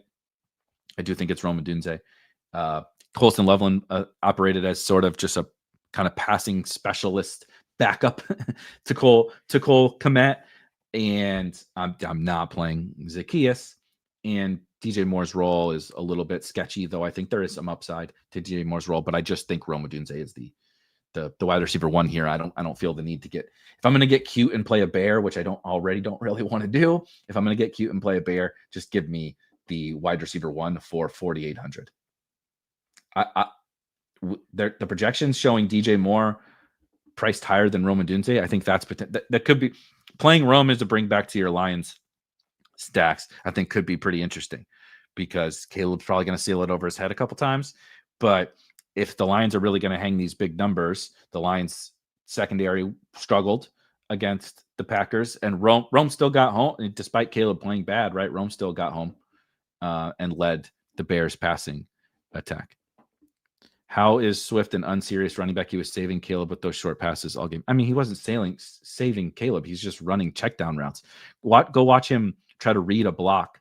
He's unserious because he's a running back who can't run. If he wants to play wide receiver, that's fine. He can catch check downs, but like anybody can catch check downs. He's not saving Caleb. He's not saving Caleb by catching a check down. It's his job to catch a check down. His job also is to read blocks and go where the play is designed. They could have had significant gains multiple times in that game. And DeAndre Swift runs like a 7th grader who doesn't know how to read a block, who's never run behind a pulling guard before. Ben Johnson's just not going to stand for a guy who doesn't know how to read blocks as a runner. He either bounces it to the outside when he shouldn't, or he cuts it back when he should bounce it, or whatever. He's all over the place. Yeah, this is generally my take. And then, like I said, when he doesn't incorrectly bounce it outside, like it'll be set. There was one good clip. JP Acosta posted this hilarious clip of Ben Johnson must have just been fuming. Absolutely brilliant play call. It might have been a fucking touchdown. Just a really basic power play. And instead of following the blocks, right, it's power right. Instead of following the blocks, following his kick out, the guards pulling up to take the backer, and got kicked out. Instead of following the blocks, he cuts it back and gets like a yard. And it was like perfectly set up. Like that's where the play caller just loses their minds, because it's like they made the perfect play call. It's at a minimum a nice gain. And if DeAndre Swift is competent, it could be a touchdown, like a 60-yard touchdown. And he cuts it back against the ground. I don't know what. I would love to hear what he like is seeing, because you can see it so clear as day from like the all 22 footage. This is bizarre. I just don't think I don't think Swift is long for that job. I think Swift is like a fine pass catching back for sure. So like catching checkdowns and stuff, making a guy miss in the flat or whatever, sure. But I don't think he's going to hold down an early down rushing role. LP says, should I drop Ollie Gordon or B-Rob or Judkins? You have to drop one of them. I'd drop Ollie probably. I would drop Ollie. Ollie basically didn't play. Etienne is still the workhorse there. I get the hype about Ollie from the preseason. But Brian Robinson, like Ollie is a handcuff. You're never going to start him right now. B-Rob is a handcuff. But B-Rob is a handcuff to Christian McCaffrey and the San Francisco 49ers, which we'll get to. Maybe that's not that great. But B-Rob is the handcuff to Christian McCaffrey, who an older back who's gotten hurt a lot, who's touching the ball like 30 times a game right now, which makes you more prone to injuries. And then Judkins, I'm not super bullish about Judkins, like maybe later this year, but he's the second round rookie that like eventually could become a thing without somebody getting hurt. So I think I would keep Brian Robinson and Quinshon Judkins. What is your take on Sampson with the Judkins signing? Yeah, it's a good question. I think in the very immediate short term, so like all the reporting is so silly. So first of all, no offense, Mary Kay Cabot, but she came out and said, so Judkins is going to sign and he could even play week 1 or something like that was what she said, if I remember correctly. Obviously, he's not going to play week 1 without practicing. Quinshon Judkins has not practiced in months. So he still does have, the NFL investigation. At this point, I would be a little bit surprised if something that's just outside of my area of expertise. I don't know what the NFL's, line of thinking is on these kinds of situations. It's technically still possible, I guess, that he gets suspended. But the thing that I care about is he's a rookie who has not practiced with the team that he's playing on in months, literally months. When you miss all of training camp, you miss all of the preseason, then you get to the in-season portion and Dylan Sampson's showing out and playing well. It's difficult for you to, that's a steep mountain to climb to go just like take that guy's job. I think eventually Quinshon Judkins is going to be a factor here, but I think eventually he's going to be a factor by removing Jerome Ford mostly from the equation. I think it seems pretty clear that they value Dylan Sampson. I don't see from game 1 why they would go away from him in favor of Quinshon Judkins. It was already a split backfield between Sampson and Ford. Ford is a veteran who they kind of know who he is. They know they're rebuilding. And they made Jerome Ford take a pay cut in the offseason to come back and play for the Browns, which he wanted to do. Cool. I think Dylan Sampson is going to lead this backfield in touches, carries, whatever, for the next little bit until Judkins gets up to speed. And then I think those two split the backfield.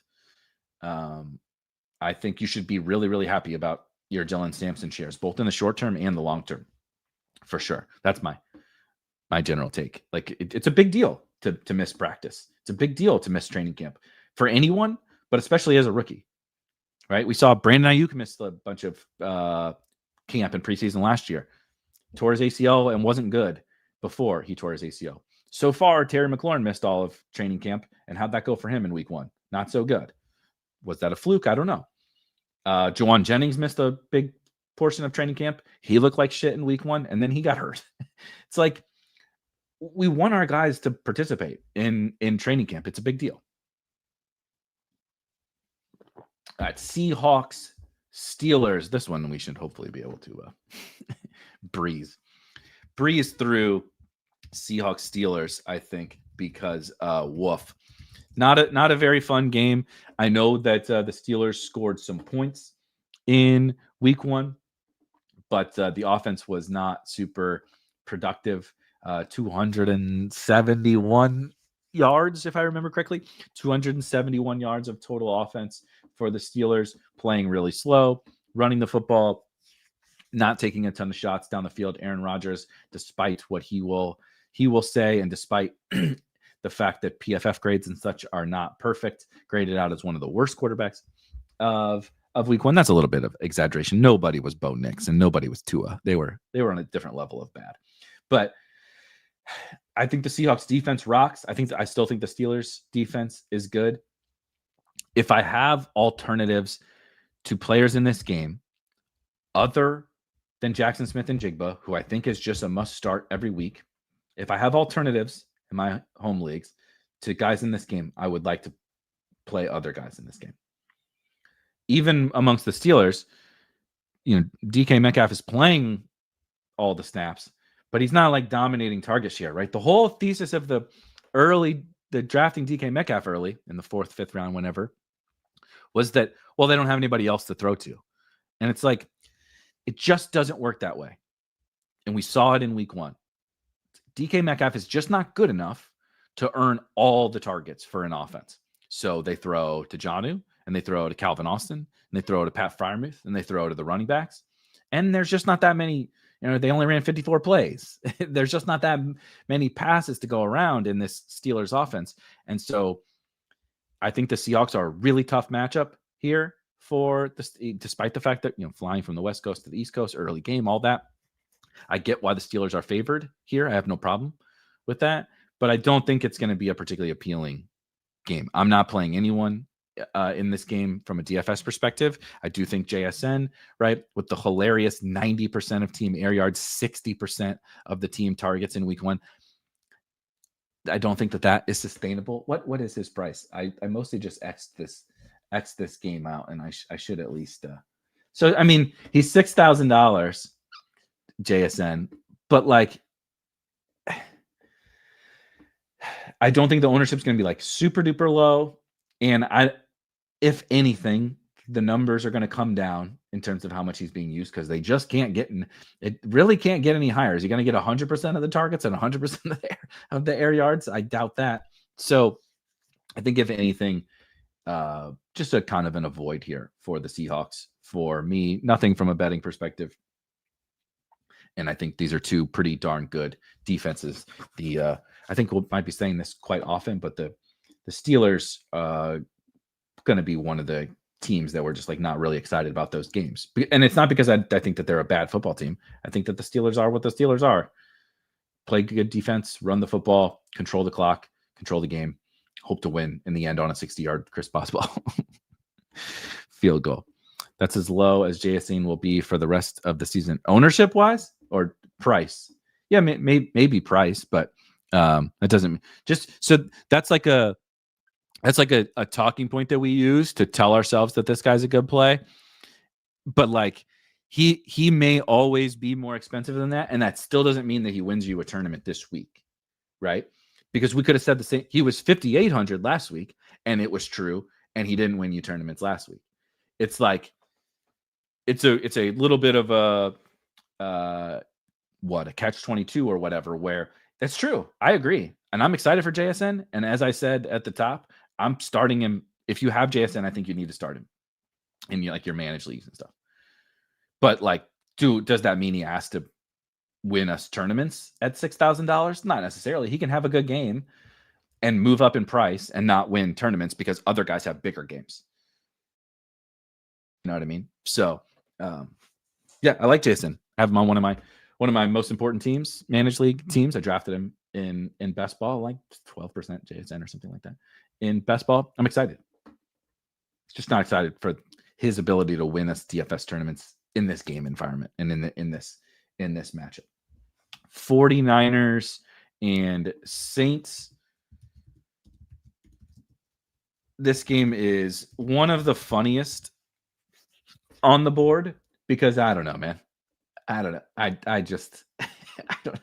What do you do? What does one do with the San Francisco 49ers? Steelers got shredded by Fields last week. I would not call that shredded. I would call that fine. I would call that fine. They might not be good. That's definitely possible. But I think if you want to play JSN, play JSN. That's my stance on it. Is Steelers games are really low volume. They got shredded. Right, Garrett Wilson was doing what JSN did last week, essentially, and he didn't win tournaments against the Steelers. You know what I mean? So that was being that's what the good game looked like, and you didn't really care that much. You cared about Justin Fields because he runs, but that's the thing. Is it's just Steelers. The Steelers game environments are so bad, it's really difficult.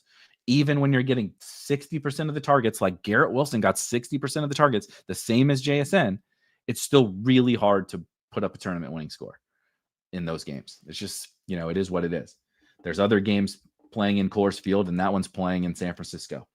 It's just really hard, from using a baseball parallel. It's really hard to hit it into McCovey Cove. It's not so hard to hit it into the gap in Coors Field type of situation. So which game were we on now? Oh, 49. 49ers and the Saints. I'm not playing Spencer Rattler. I kind of talked about it before. I don't think we got to get this cute this week at the quarterback position. Drake May is 5,200, right? Dak is 5,900. Trevor Lawrence is 56 or whatever. Pricing is not that tight to where we're not yet. Pricing is not so tight that we got to really get into the super duper gross stacks. If you love it, sure. It's not for me. The Saints, I thought the Saints looked a little bit better than expectation on offense, but that's because the bar was so low for the New Orleans Saints. They got there on a ton of volume, right? They threw 46 passes? Question mark. 46 passes, and then Rattler did run for 29 yards. They got there on kind of some BS bad team volume, which they are a BS bad team. So that is something to sink our teeth into from a DFS perspective. The real problem in this game starts on the other side. We're burying the lead, discussing Spencer, just like burying the lead in some of the other games. I tend to do that. I still don't buy the Saints offense.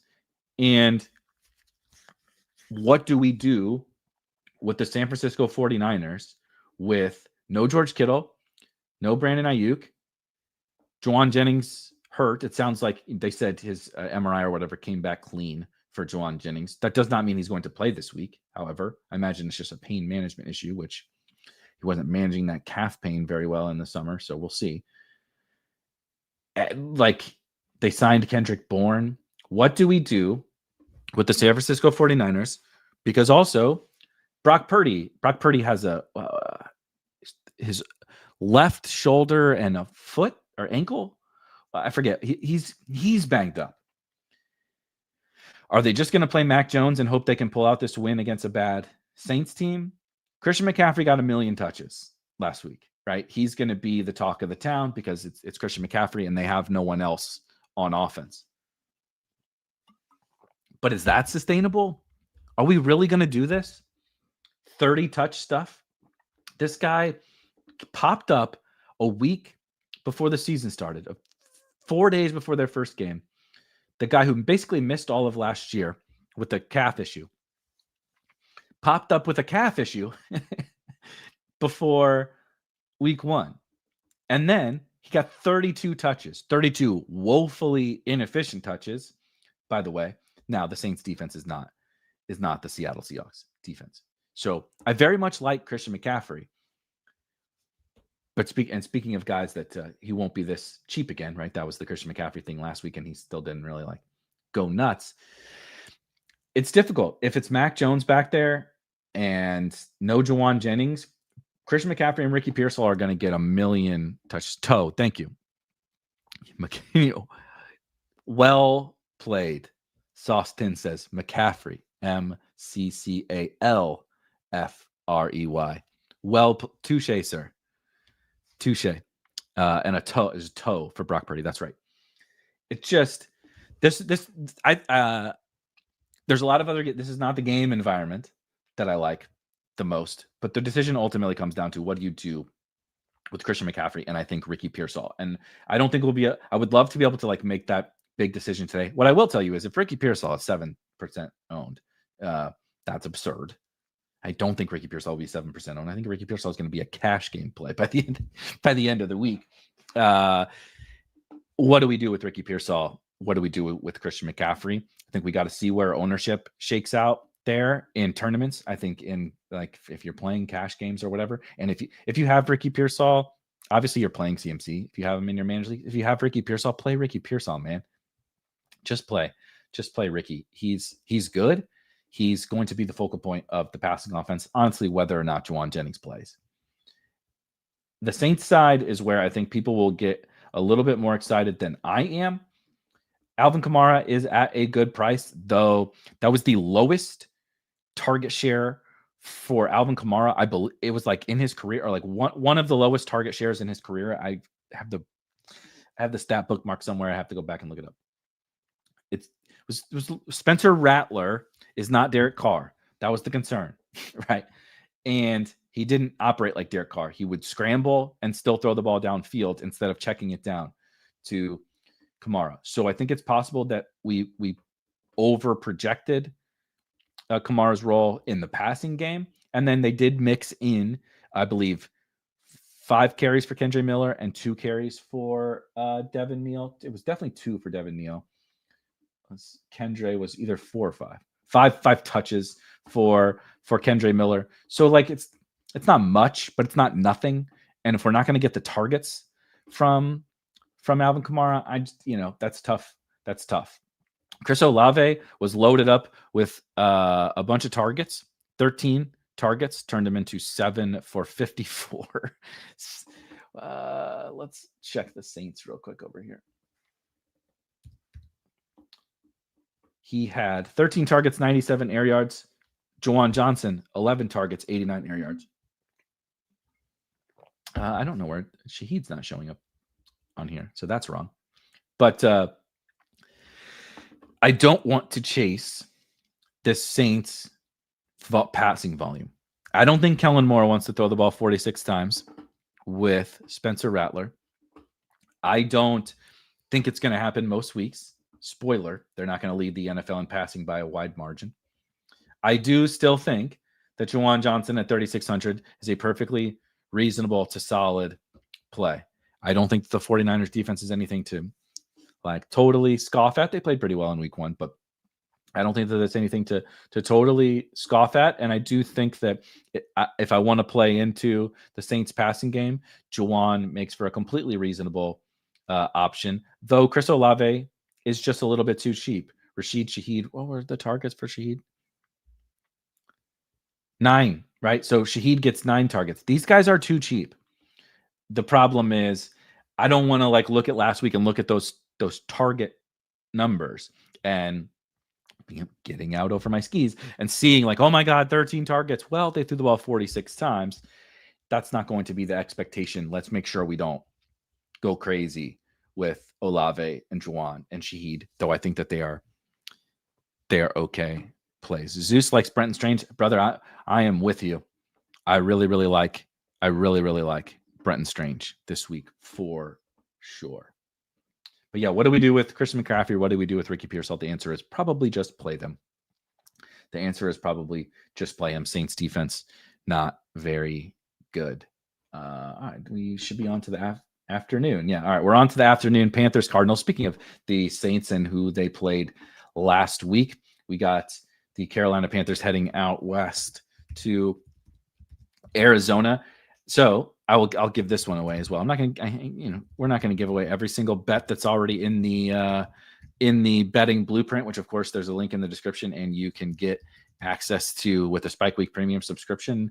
Had a really nice week 1 start to the props and bets, but I think Arizona Cardinals are going to be an under team in the betting markets, which also subsequently make them kind of not that appealing from a DFS perspective. I talked about this over the summer. I talked about this yesterday. I'm probably going to keep talking about it every single week. They are the NFL offense that is like the NBA team trying to win without shooting three-pointers. All they want to do is shoot mid-range jumpers and make life very difficult on themselves. They don't throw the ball downfield. And they don't throw the ball downfield because they don't have anybody to throw the ball downfield to. Marvin Harrison can do some stuff down the field. And I thought Marv played awesome. And I thought, they could have hit some more. They hit one 45-yard throw to Marv. They could have hit. There was a bomb that they could have hit to Marv later in the game. I just don't think that the Arizona Cardinals have the explosion in their offense. There's no speed. Michael Wilson is terrible. Zay Jones is old and cooked. Marv is I think Marv is going to have a good year, but he's more DeAndre Hopkins than Jamar Chase, right? And Trey McBride is incredible. Trey McBride is right there with Brock Bowers and George Kittle as the best tight ends in the NFL. He's a monster, but he's a tight end. He's great as a yak player, and he can certainly catch the ball downfield, but you're not stretching the defense with that guy. It makes life tougher. Nick likes James Conner bounce back. I like James Conner to have a good game this week as well. But it makes life tougher on James Conner when the defense doesn't respect anyone going deep. It just makes it they're playing the game on all Madden when you can play it on veteran or whatever the starter. Like some teams play the game on start. The Ravens are playing the game on starter, and the Cardinals are playing the game on all Madden. And so even against teams like the Panthers, I find it difficult for these games to turn into shootouts because if you can't create explosive plays, your possessions also just last a lot longer. And the longer the possession goes, the more difficult it is to get a high-scoring affair in the game, right? If they're 12-play drives as opposed to 6-play drives, it's just very difficult to get to 50, 60, 70 points in a game, which is what we would really, really, really like. I think it's a good spot for James Conner. The other problem with this game is I do think J.C. Horn is a notable corner from a wide receiver cornerback matchup type stuff, but I think he was part of what helped slow down Brian Thomas. I know, Trevor Lawrence was also not playing particularly well, but I think he helped slow down Brian Thomas. I think he can help slow down Marvin Harrison Jr. here, which just means, by the way, Trey fucking McBride, buddy. It is Trey McBride season. He is the top tight end play of the DFS slate, and I'm not sure that it's particularly close. Do like the James Conner bounce back, but the Panthers, I just don't know. Speaking of lack of explosion, they don't have any explosion in their offense, and they have probably worse quarterback play. They have a much, much, much, much, much worse version of this Cardinals disaster. There's just not much talent here, man. I love T-Mac, and I think T-Mac's going to be a good NFL player. And I think T-Mac, I don't think it's like you can't play T-Mac this week. But I just don't know. I don't know what we get from the Carolina Panthers this year. T-Mac at 5,400 is perfectly reasonable, but you're not sneaking him by, right? We see some early ownership. You're not sneaking him by. I think Xavier Legette's had every opportunity now for a while to do something. I think the loss of Jalen Coker and the loss of Adam Thielen, downgrading that to Hunter Renfrow is bad.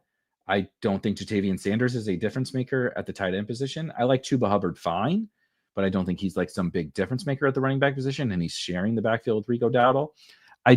Bryce Young is not some big difference maker at the quarterback position. I just don't know where the juice comes from in this game on either side. And I have more faith in the Cardinals. Of course, they have a lot more talent, and they're at home against a worse defense. I just something I'm believing from week one, partially because I was believing it heading in. It's like the Panthers are just severely lacking talent. Yeah, exactly. Henny says they lost their chaperone. Like we joked over the summer about chaperones from a best ball perspective. And of course we did talk about Thielen in that way from our perspective too. But like having that old reliable veteran that just gets open and catches the ball over the middle of the field was like valuable for them. And we had hoped that Jalen Coker could just step into that. Well, Jalen Coker's out now. And now it's Hunter Renfrow. And Hunter Renfrow, while they both may be white slot receivers, is not as good as Adam Thielen, even at this current advanced age for Adam Thielen. He was old reliable. He was like helped get Bryce Young like some completions. And they just don't have that anymore. And they were already bad. And T-Mac can't do everything on every play. Like, he's good. He's not, he's not Malik Neighbors. He's not Puka. He's not that level of offensive engine. So, yeah, definitely. Coker got hurt immediately after they traded Thielen. I agree. It's rough. This game is gross. There's some fine plays, but again, look at James Conner. We're interested in the bounce back, but everybody's playing into the bounce back. Trey Benson did take a good chunk of that backfield in week 1. To me, it's sort of Trey McBride. I'm into Marvin Harrison like over the course of the season, but to me, it's a little bit more of Trey McBride kind of or bust in this game. I don't think T-Mac is bad, but from when these guys are drawing ownership, if I'm going to play into any of this ownership, I think I'm going to play into 6K Trey McBride ownership, especially on a weak tight end slate. A couple more afternoon games. Broncos, Colts. Oh baby. This is the bounce back meets the regression spot of the slate. The Broncos had, interestingly, it is an afternoon game, but it is in Indy, not in Denver. I was wondering if that was wrong for the first couple times I looked at it. 42.5 total. Broncos are favored by 2.5. That has come down from 3.5 at the open. I don't think that Colts performance was particularly real in the opener. Daniel Jones played fine. I think the Dolphins pretty much rolled over and died and sort of handed that game away to them. I don't think we want to be reliant upon Daniel Jones carrying an offense, of which he sort of had to because they couldn't run the ball very well. Jonathan Taylor was not getting anywhere on the ground, and I would not expect Jonathan Taylor to all of a sudden step up and dominate the Broncos. I believe that much in this Broncos defense. I think this is the time to meet your maker moment for the Colts offense. The Broncos defense is probably my favorite defense of the week from a DFS perspective. If you can afford them, get them. And I think this is going to be a tough scene for the Colts. I will wave the white flag next week, next Tuesday, when we're breaking down what happened in week 2. I will absolutely happily wave the white flag if Daniel Jones comes out and cooks against the Denver Broncos. But I think they're going to really, really struggle here. And I think Bo Nix was absolutely horrid in week 1, but we get a little bit of a bounce back here. I'm interested in some of the Broncos in tournaments from a DFS perspective. And if you have Cortland Sutton, you start him. I think you can start J.K. Dobbins. I don't think RJ Harvey is absolutely insane. Tyler Beatty getting way too much work from my liking. It wasn't that much work, but he was involved in the passing game. And Troy Franklin, I think, is if you want to punt, where even is Troy Franklin? If you want to punt, $3,700 Troy Franklin, second on the team in routes, second on the team in targets with 6. Operating as a full-time wide receiver 2 for the Denver Broncos was Troy Franklin against a Colts secondary that the Royal We, was interested in attacking last week with the corpse of the Miami Dolphins.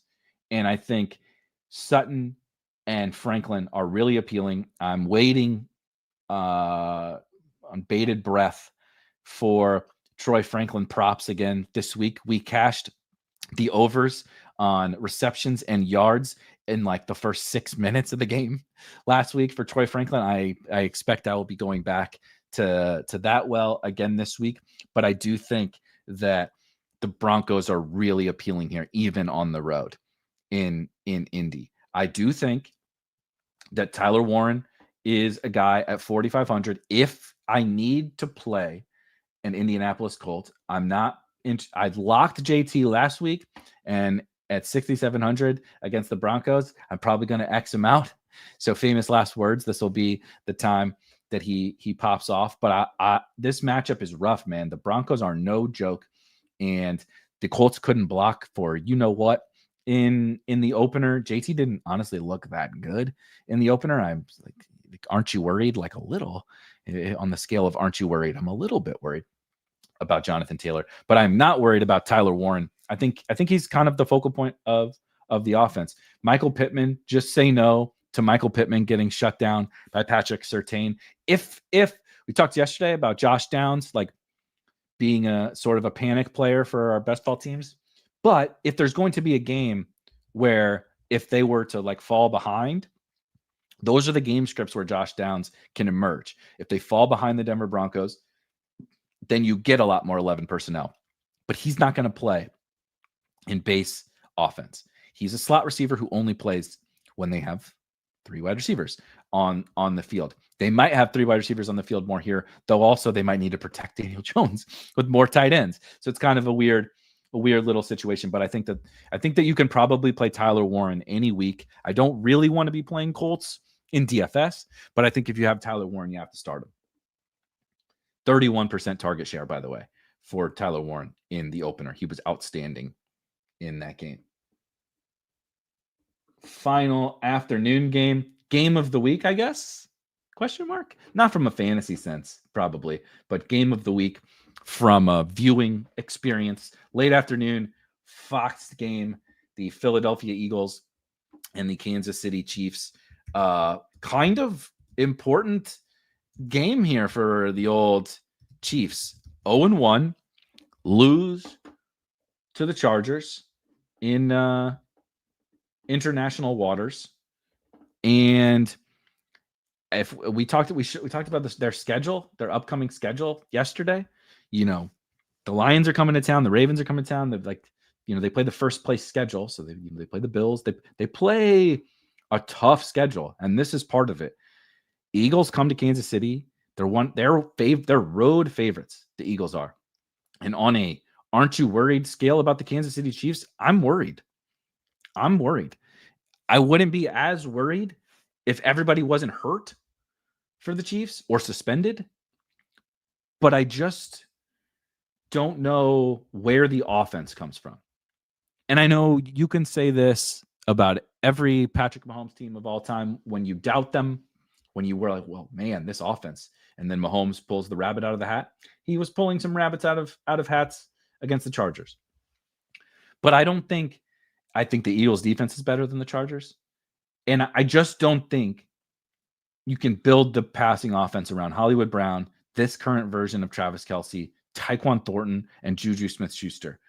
You know, if Jalen Royals comes back, that would be great. That would be great for my best ball bags. I would be excited to see him. I think they need Jalen Royals. But, like, let's not kid ourselves and pretend that Jalen Royals is going to come solve all of the Chiefs' problems. Juwan Taylor at right tackle is like the Russell Wilson of offensive linemen, just like enough already. Like enough. I think this is going to be a tough stretch, and this is particularly going to be a tough game for the Kansas City Chiefs. But it's like also like there's no such thing as must win in week 2. But man, if they lose this one, they're in some trouble.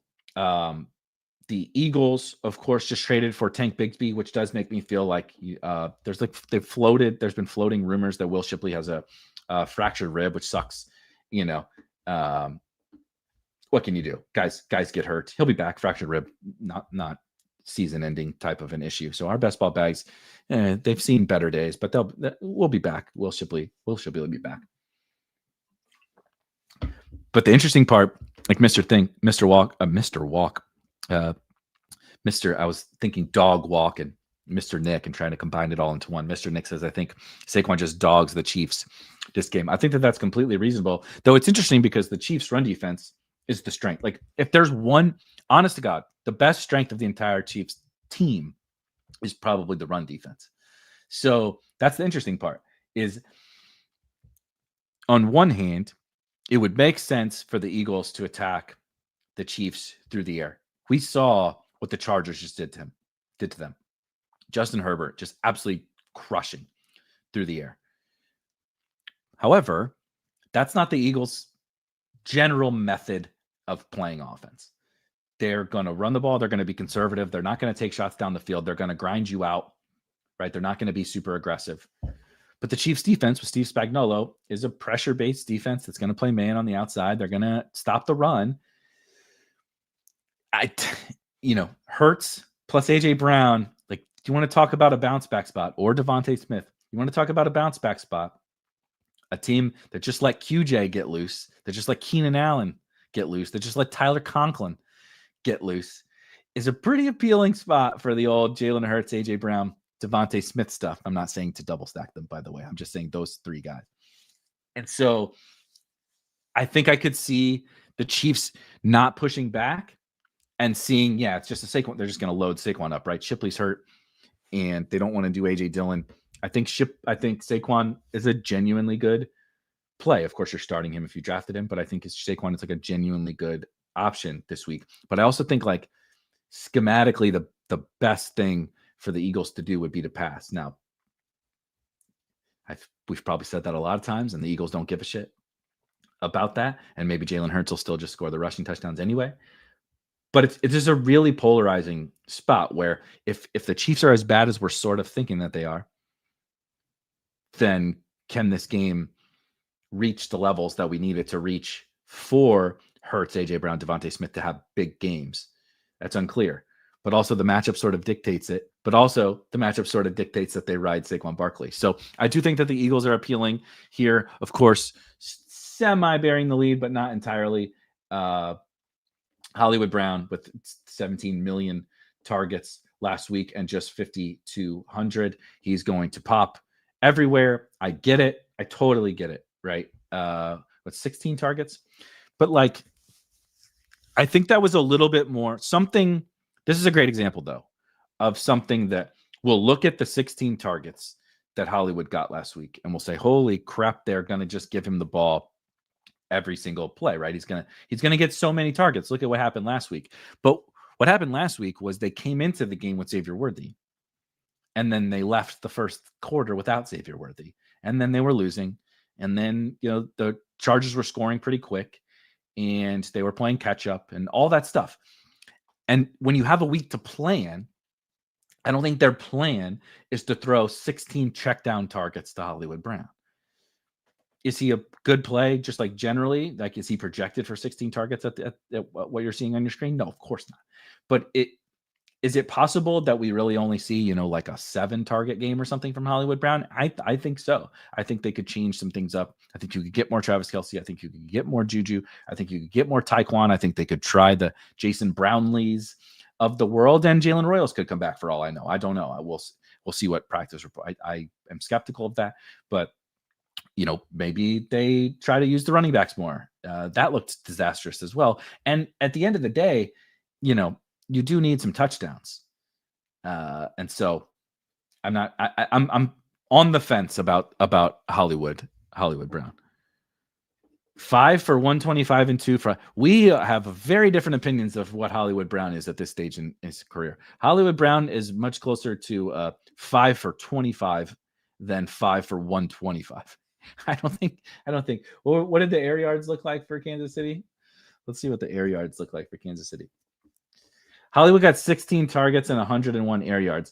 Tyquan got 4 targets and 115 air yards.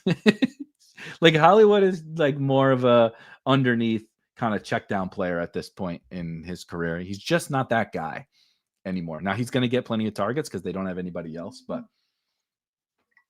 the downfield player is Tyquan Thornton in this offense. Let's see here.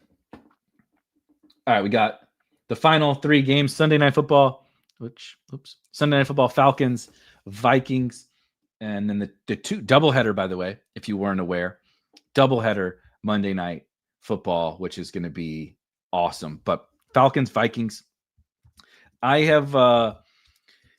think I talked about it a little bit yesterday, where I'm like simultaneously excited for the Minnesota Vikings and JJ McCarthy, and also like keeping my excitement in check because they operated at a very different style and at a different aggressiveness level than KOC has normally operated. Like even with Sam Darnold, they came out of the gates slinging it. They came out of the gates aggressive. They came out of the gates throwing the ball. And he didn't do that with JJ McCarthy. It maybe he sees that it dug him a hole and he needs to be more aggressive. But even in the second half, they weren't that aggressive. I wonder like when and if that changes. They obviously are 1-0. The Falcons come to Minnesota and Drake London is hurt. Darnell Mooney is hurt. Caleb McGarry, the right tackle for the Atlanta Falcons, is out for the season. Michael Penix was trying to pull rabbits out of hats, right? And Younghoe Koo decided, no, sir, I'm going to take that rabbit and we're going to take it to the locker room. We're done with this one. No overtime for you, sir. But I think this one could be a little bit disappointing. I think that the Falcons are an offense that is probably going to the Vikings run defense is very good. And I think the Falcons really struggled against a similar, really good run defense last week. Bijan having a tough time getting going on the ground. Same thing for Tyler Algier. No Caleb McGarry hurts in the run game as well. I did think Kyle Pitts looked better. We got to see about Drake London. If Drake London does not play in this game, I am really not sure how the Falcons are going to operate an even remotely efficient offense. They weren't efficient in the game.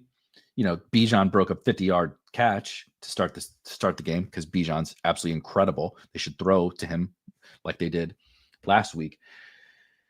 I'm worried in a bunch of different ways that the Vikings, right? If the Vikings continue to be what they were last week, as opposed to what KOC has sort of historically been, and then the Falcons are also continue to be what they are last week, I think this game could be a little bit more of a snooze fest. And obviously the most notable thing is Drake London's health. So the interesting thing, if the Falcons defense bring the same pressure they did versus Chicago, the Bijan checkdowns will be plenty. That is also true, but it can also become problematic on checkdowns if you're bringing pressure, but you're bringing man pressure. That means someone's covering the back. If you're bringing zone pressure, the checkdown becomes instant and easy. It's the easy release valve, right? If you're bringing man pressure, you can still check down, of course, against man pressure, and that can also create a level of upside for Bijan to catch a check down against man and, you know, zero coverage and no one's behind the guy. He makes one guy miss. He's like the best guy in the universe at making somebody miss in the open field. He can do, you know, he's up there, right? Gibbs and all these other guys, but he could take one 80 yards to the house. That's nice for Bijan for sure.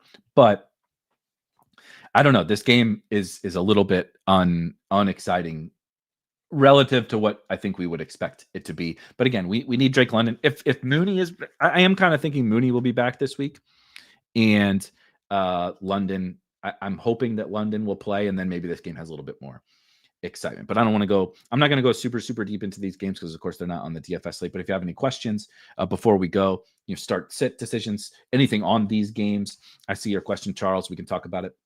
We can talk about some top stacks, and we'll go quickly position by position to break down that before we get out of here. Bucks Texans, I feel very, very similarly about this game, so we'll breeze through this one. But Bucks Texans is also kind of a similarly gross game, which stinks because you would think that with these two quarterbacks and, you know, superstar Nico Collins, Mike Evans, Emeka Buka, Bucky Irving, that it would be a little bit more exciting. But I think no Tristan Wirfs for the Tampa Bay Buccaneers is a problem for them on offense. I think we saw that against the Falcons in week one, that no Chris Godwin, no Jalen McMillan. Baker didn't play particularly well, saved his day with 3 touchdowns through the air and a little bit of rushing. But aren't you worried about the Bucks against the Texans defense? Yeah, kind of. I'm not sure that we're going to get the best Bucks offensive day here. And I'm just, this Texans stuff, man, is sad. I think CJ Stroud is still good. And I know Nico Collins is still good. But there's got to be more to a functional NFL offense than CJ Stroud and Nico trying to save the day. They have the worst offensive line in the NFL. The offensive line was terrible in week 1. Nick Chubb was like, okay in week 1 running the football, but he's not saving you right on the ground. This isn't the old school days of, just give Nick Chubb 20 carries because he's going to average 6 yards per carry. It's not those days. And they played Jaden Higgins and Jalen Noel behind Xavier Hutchinson and Justin Watson. Speaking of the Chiefs wide receivers, Justin Watson and Xavier Hutchinson played ahead of Jaden Higgins and Jalen Noel in this game. Like, if we're going to berate the Panthers and like the Falcons and all that stuff, like if we're going to berate them for their like lack of skill and lack of upside of an offense, the same shit is for the Texans. Then D'Amico Ryans don't want to be playing in shootout. He wants to play defense and run the ball. So like, you're not going to be able to run the ball against the Bucs. This is theoretically the Nico Collins spot. Theoretically, this is where Nico gets off. But like, I don't know how much faith I have in this Texans offense at this moment. And I think the field still is going to have some faith in them. And I'm not sure like what writing on the wall there is for us to expect something better other than Nico being Nico, right? That's the hope. Nico go do the thing. And I guess the hope would be that we get the rookies out there and they're good. Higgins and Noel. But I don't know that we get that this week. Like long term, I think how bad Watson and Hutchinson are and Christian Kirk being injured is good for the rookies. But like immediately this week, I don't know.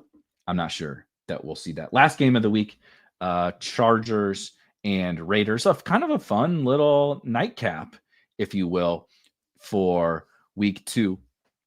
The Chargers, both of these teams had excellent passing performances in week 1. If I had to pick one that I believe in more between the two, it would absolutely be the Chargers. The Chargers were a team I bet to win the Super Bowl in the offseason, a team I bet to win the AFC West in the offseason that I feel pretty good about. I feel pretty solid about that bet after 1 week. Was feeling down in the dumps when Rashawn Slater, their left tackle, got hurt, and then was immediately perked back up after that week 1 performance.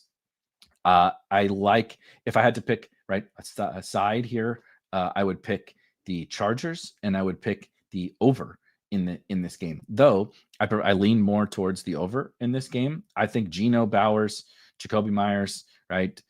Trey Tucker ran the most routes on this team, which was bizarre. I am, still annoyed at how much like Michael Mayer and Ian Thomas. I didn't know he was still in the NFL. Ian Thomas is playing for the Raiders, and they're kind of making sure Bowers doesn't get overextended, but he's still going to earn targets when he's running routes. And I think he's going to have to run plenty of routes in this game because the Chargers are going to score points.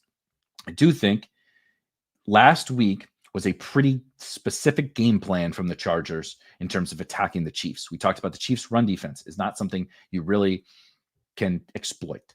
That's not where you go make your money against the Chiefs defense, is grinding them out on the ground. However, you can take advantage of them through the air, as we saw with Justin Herbert cooking, right? QJ cooking, Keenan cooking, Tyler Conklin cooking, and even Lab was good. He's just an afterthought because he didn't get in the end zone or anything like that. I think the Chargers passing offense looks outstanding in this game, and I don't think they're going to have any problems with the Raiders defense, but I do think the Raiders can punch back a little bit. I think Geno looked great. I thought Geno looked really good in that game against the Patriots.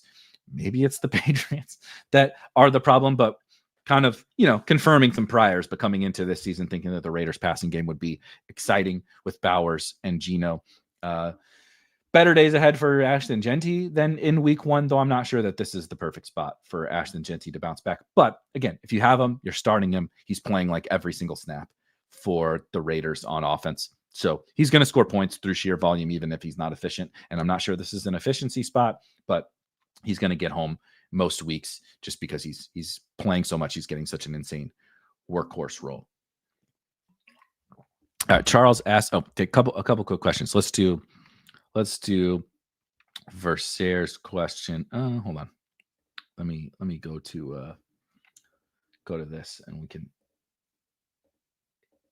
we can go quickly, position by position, stack by stack, and get into what Charles is asking about to close out here. If you want to circle back, as much as CMC might get a ton of work, but in the BR, I feel like he might be one of the best fades. If Purdy is out, Kittle is already. Yeah, I think that's a completely reasonable.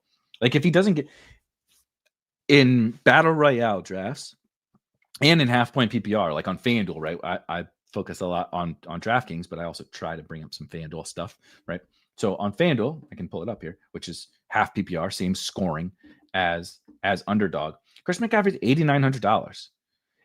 If he doesn't get in the end zone, he's not winning you half point PPR tournaments, right? That's just not happening in that scoring setup. Now on DraftKings, full PPR, DraftKings with bonuses, right? He can score 30 something without getting in the end zone on that scoring because you get 3 for the bonus, you catch a bunch of passes, but you kind of need touchdowns. And I suspect they'll score touchdowns. He's, of course, the best bet to score touchdown. But from a game theory perspective, I think it's completely reasonable in a touchdown heavy format to be like, ooh, if it's Mac Jones and Sky Moore and MVS on this offense with Jake Tungis or however the hell you say the Kittle's backup's name, like I think it's completely reasonable to be a little light on Christian McCaffrey. Let's see here. Now that we've done the game by game, top stacks you will play this week. Yeah, let's do top stacks. I haven't done this yet, so this is a good question. Let's look at quarterback. That'll be the easiest way to take a look here. Let's start closer to the bottom. Here's what I'll say. I think Dak, Justin Fields, Trevor Lawrence, and Drake May are my 4 favorite quarterbacks of the week. So the Dak stacks, CD, Pickens, Jake Ferguson look really, really good. The Fields would obviously be with Garrett Wilson. We talked about like JSN and like target dominators. I think that Garrett Wilson is one of the biggest target dominators in the sport alongside, right, JSN and Malik Neighbors and such. And so the Cowboys part of the thing is that you also do have Malik Neighbors on the other side. If you really are feeling frisky and want to put like Wandale in there or something, go for it. You have like all the target dominators in one game for the Cowboys. So that's like probably my preferred game stack, especially because I think it's going to be a little bit lesser owned than Cincinnati and Jacksonville. However, I think it would be unreasonable to totally avoid what I really think is a bounce back spot for the Jags and the Bengals. I don't think I saw anything in week 1 game to change my tune that the Bengals defense is horrible. And I think that the Browns defense was more of what made Zach Taylor into a little, you know what, in that game. And he went up into a shell and just ran the ball. I think that the Browns defense kind of spooked him, right? Halloween's not that far away. It went spooky season and he was afraid to put Burrow and these guys in harm's way. And I don't think the Jaguars represent that level of fear for Zach Taylor. And I think we see a lot more fireworks in Jacksonville, Cincinnati. So that's definitely up there. And then I just think Drake May at 5,200 is just a good play, like period. I played some Drake May last week at 5,500 against the Raiders. Didn't really get home, but I think Drake May with the rushing and this Miami Dolphins matchup, I think last week they were far worse against the pass than against the run. I'm not sure how sticky that's going to be, but I'm happy to play into it with Drake May. You can play him with Stephon Diggs. You can also play him with who operated as his wide receiver 1 in week 1, which is Kayshon Boutte. You could play him with Hunter Henry. You could play him with Travion Henderson. You can play into Travion, who we didn't really talk about because they continue to play way too much for Ramondre Stevenson. But nonetheless, I would classify the Dak stacks, Lawrence, Fields, and Fields is the Fields thing is like much more about Fields. Honestly, if you wanted to play, if a lineup shook out in a certain way that you wanted to play Fields without Garrett Wilson or without Breece Hall, I think that's okay. I would rather play him with Garrett Wilson because I think that the like ceiling outcomes of like Fields drops 35 or something are pretty correlated to Garrett Wilson having a big game, but it's not 1-to-1. That correlation is not perfect. So that is How do you not hammer Allen versus the Jets? Rodgers just let them. Well, so for Sarah, if you would listen to the Steelers breakdown from both of the last 2 days, Rodgers didn't really light them up.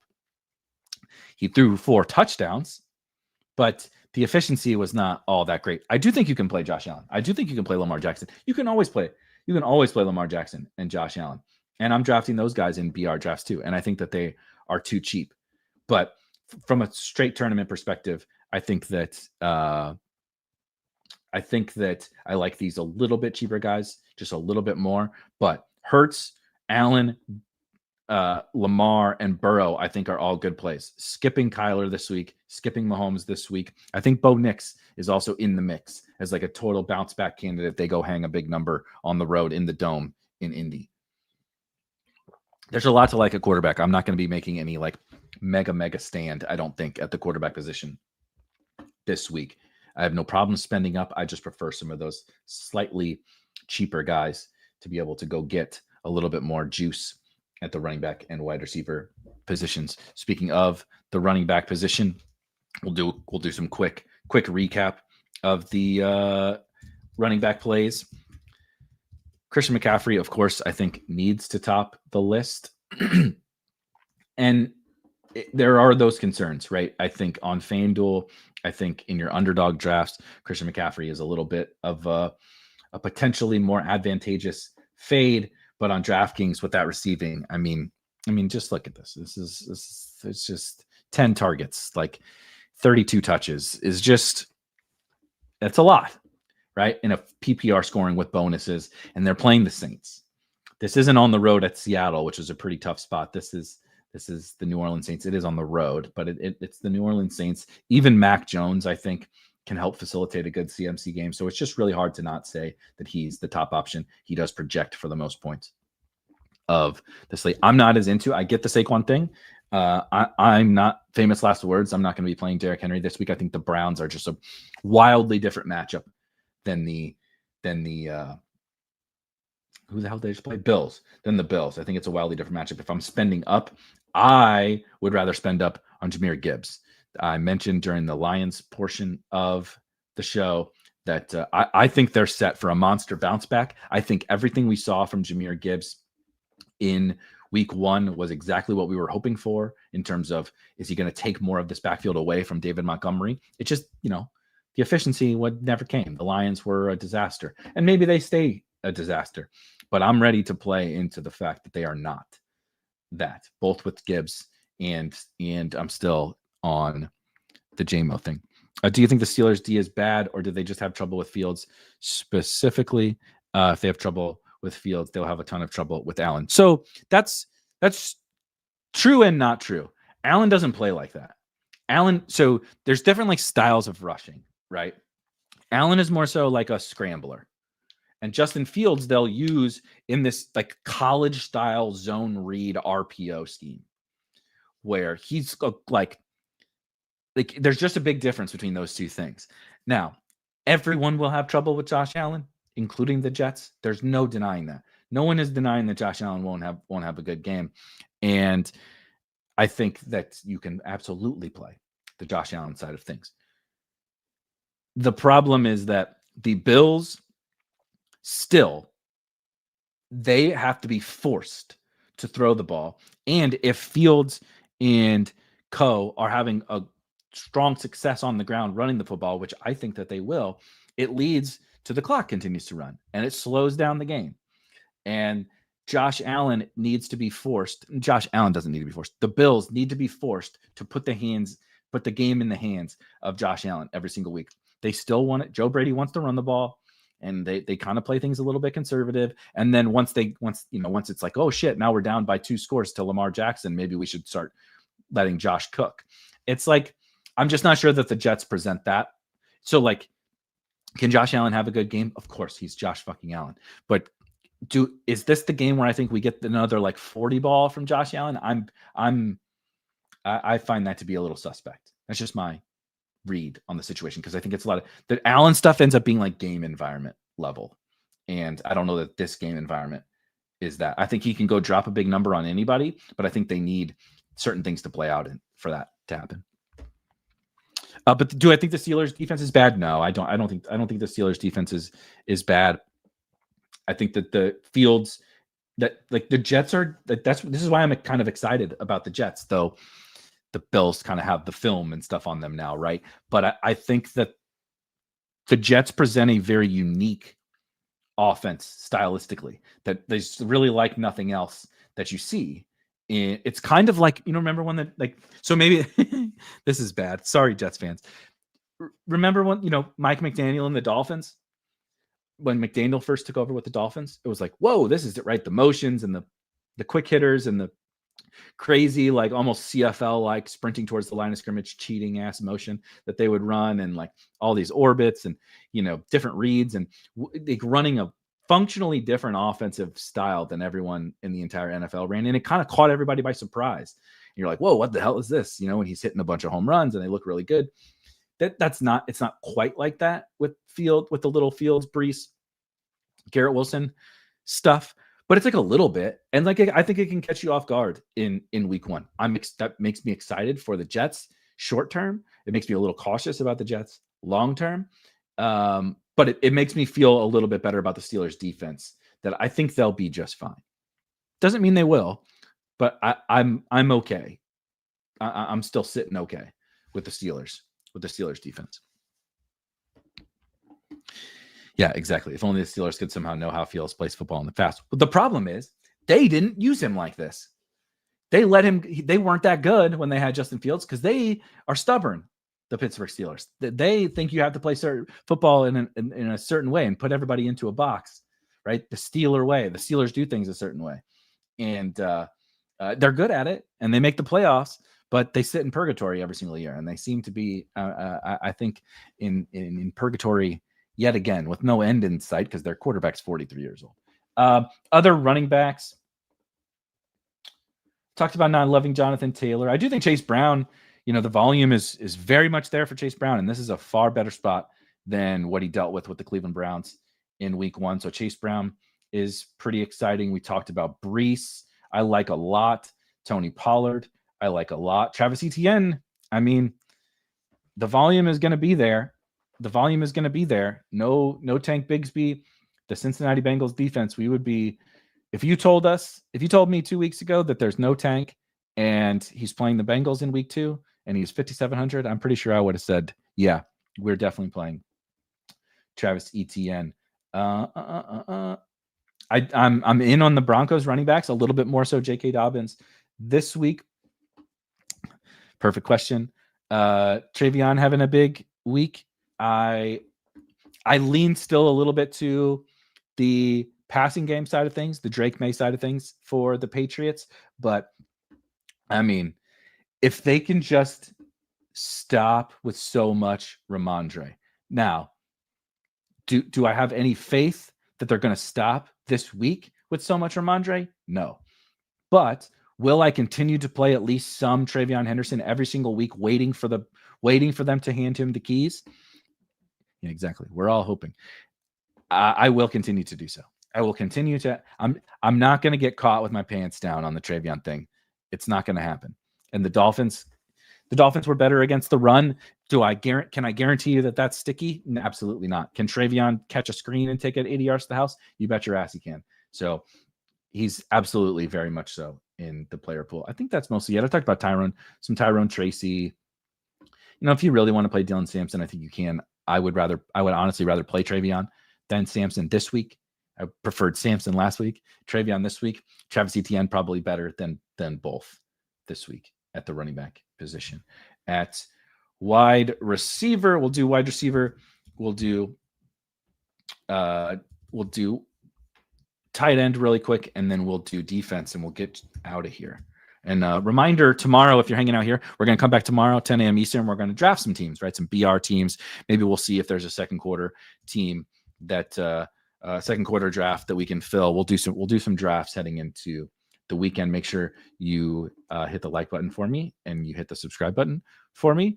And the rankings, for the Battle Royale drafts are up on the site. Our initial betting blueprint is up on the site, and the DFS blueprint will be up later today with a slate breakdown, top FanDuel plays, top DraftKings plays, how to kind of approach this slate from a game theory perspective, the top picks in battle royale drafts for the week. All that kind of stuff is in the blueprint. A nice long breakdown about what to do and how to play this slate for subscribers, right? Premium subscribers on the site. Would you play Ramondre versus Miami? I wouldn't play Ramondre versus the University of Miami, Ohio. Certainly not the Dolphins.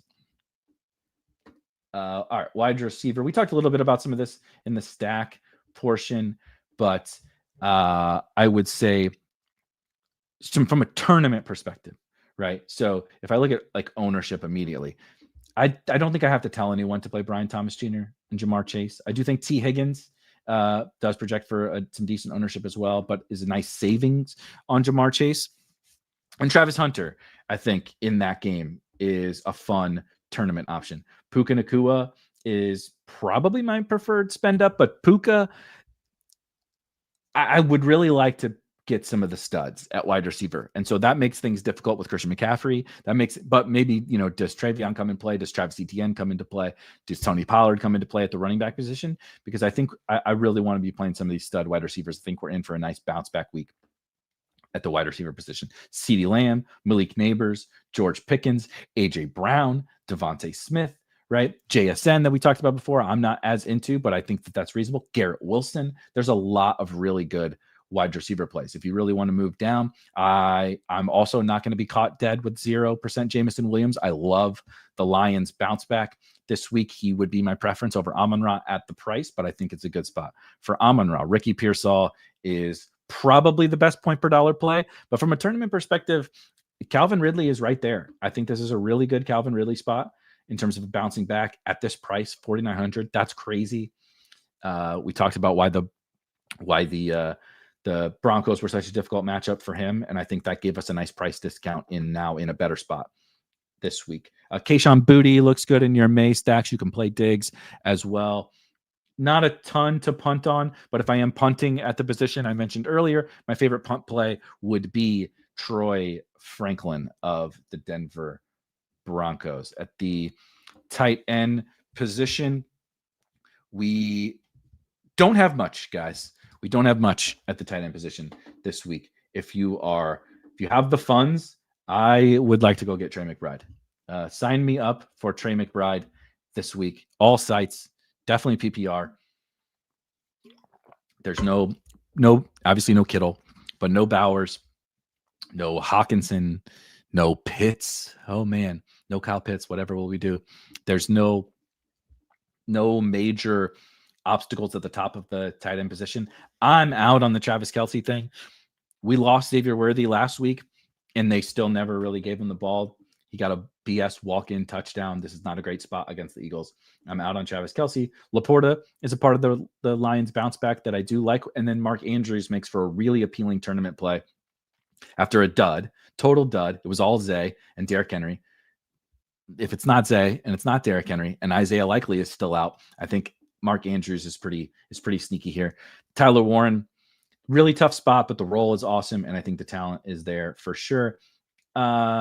Jake Ferguson in those Cowboy stacks and stuff, but I think the punt tight ends look really good as well. We talked about Harold Fannin. I think you can always play Harold Fannin at 3,100, though I'm a little bit more skeptical this week of the Ravens matchup. The Bills took them up pretty good, but still, it's still the Ravens. I still am not going to rush to jam Browns against the Ravens, especially if the field is doing. If the field is not, sign me up. I quite like Brenton Strange. I think it was Zeus that mentioned Jaguars or Bengals against tight ends have just historically been such a ridiculously awesome funnel. I don't know if that's going to continue to be true, but it was a whole lot of Harold Fannin and David Njoku combined last week.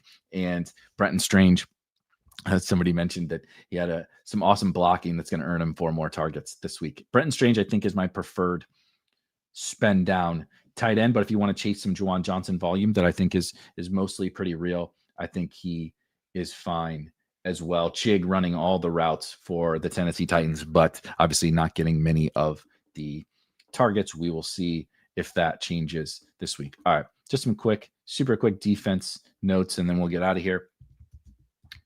I talked about the Broncos. If you can afford them, only 3,500 on DraftKings are the Broncos, and I think that they would be, if I had, one team and I could afford 3,500, you can sign me up for the Denver Broncos. I honestly think you can always play defenses against Carolina. The Jaguars ended up being an awesome play, especially from a leverage perspective. If people are going to play Cardinals, Red Connor, Marv, and Trey McBride, I do think the Arizona Cardinals at home against that I think we can pick on the Panthers from a defense perspective.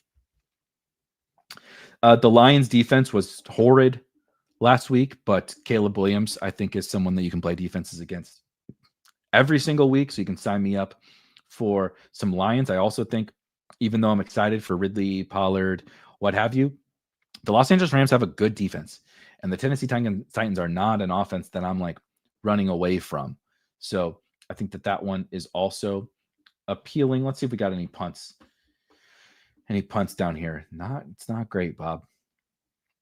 I guess I would say just the Colts, because Bo Nix was so bad.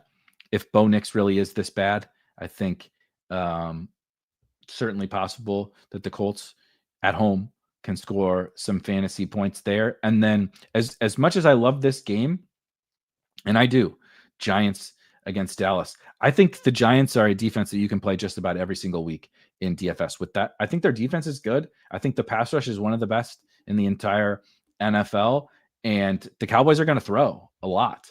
And so that can create a lot of fantasy upside from a defense. So the Giants would definitely be in the mix for me there. All right. That was a ton of fun. I appreciate you guys hanging out every single week. Come back Tuesdays. We'll recap the week, go dive into some of the film takes, but also some of the kind of advanced data, so you can get a feel, usage, utilization, right? All that different stuff. And then on Wednesdays, we'll go through game by game, geared towards DFS, geared towards your home leagues, with some sports betting and everything sprinkled in here. The blueprint on Spike Week. The written version of all of this stuff is up on the site. The DFS and draft one will be up a little bit later today. It's up on the site for premium subscribers for an even more detailed look and some of my favorite plays and how I'm approaching the slate, how we're approaching the slate here at Spike Week. You can get that for just $39.99 a month. And I'll be back tomorrow. A little more fun hang on Thursdays. We'll hang out on Thursdays. Of course, any questions you might have, we'll draft some Battle Royale teams. We'll draft some teams on Drafters, and we'll see what maybe the second quarter tournament is going on. That's going to do it for me here. Enjoy your Wednesday. Yeah. Enjoy your Wednesday afternoon. One more day till football. And sorry, somebody with a funny comment rattled me with a funny comment in the chat. I'll see you guys tomorrow. Peace.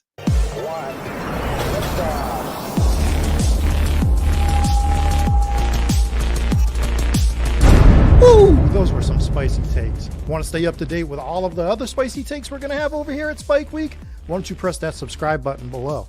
If you turn notifications on, we draft a team, boom, you know about it.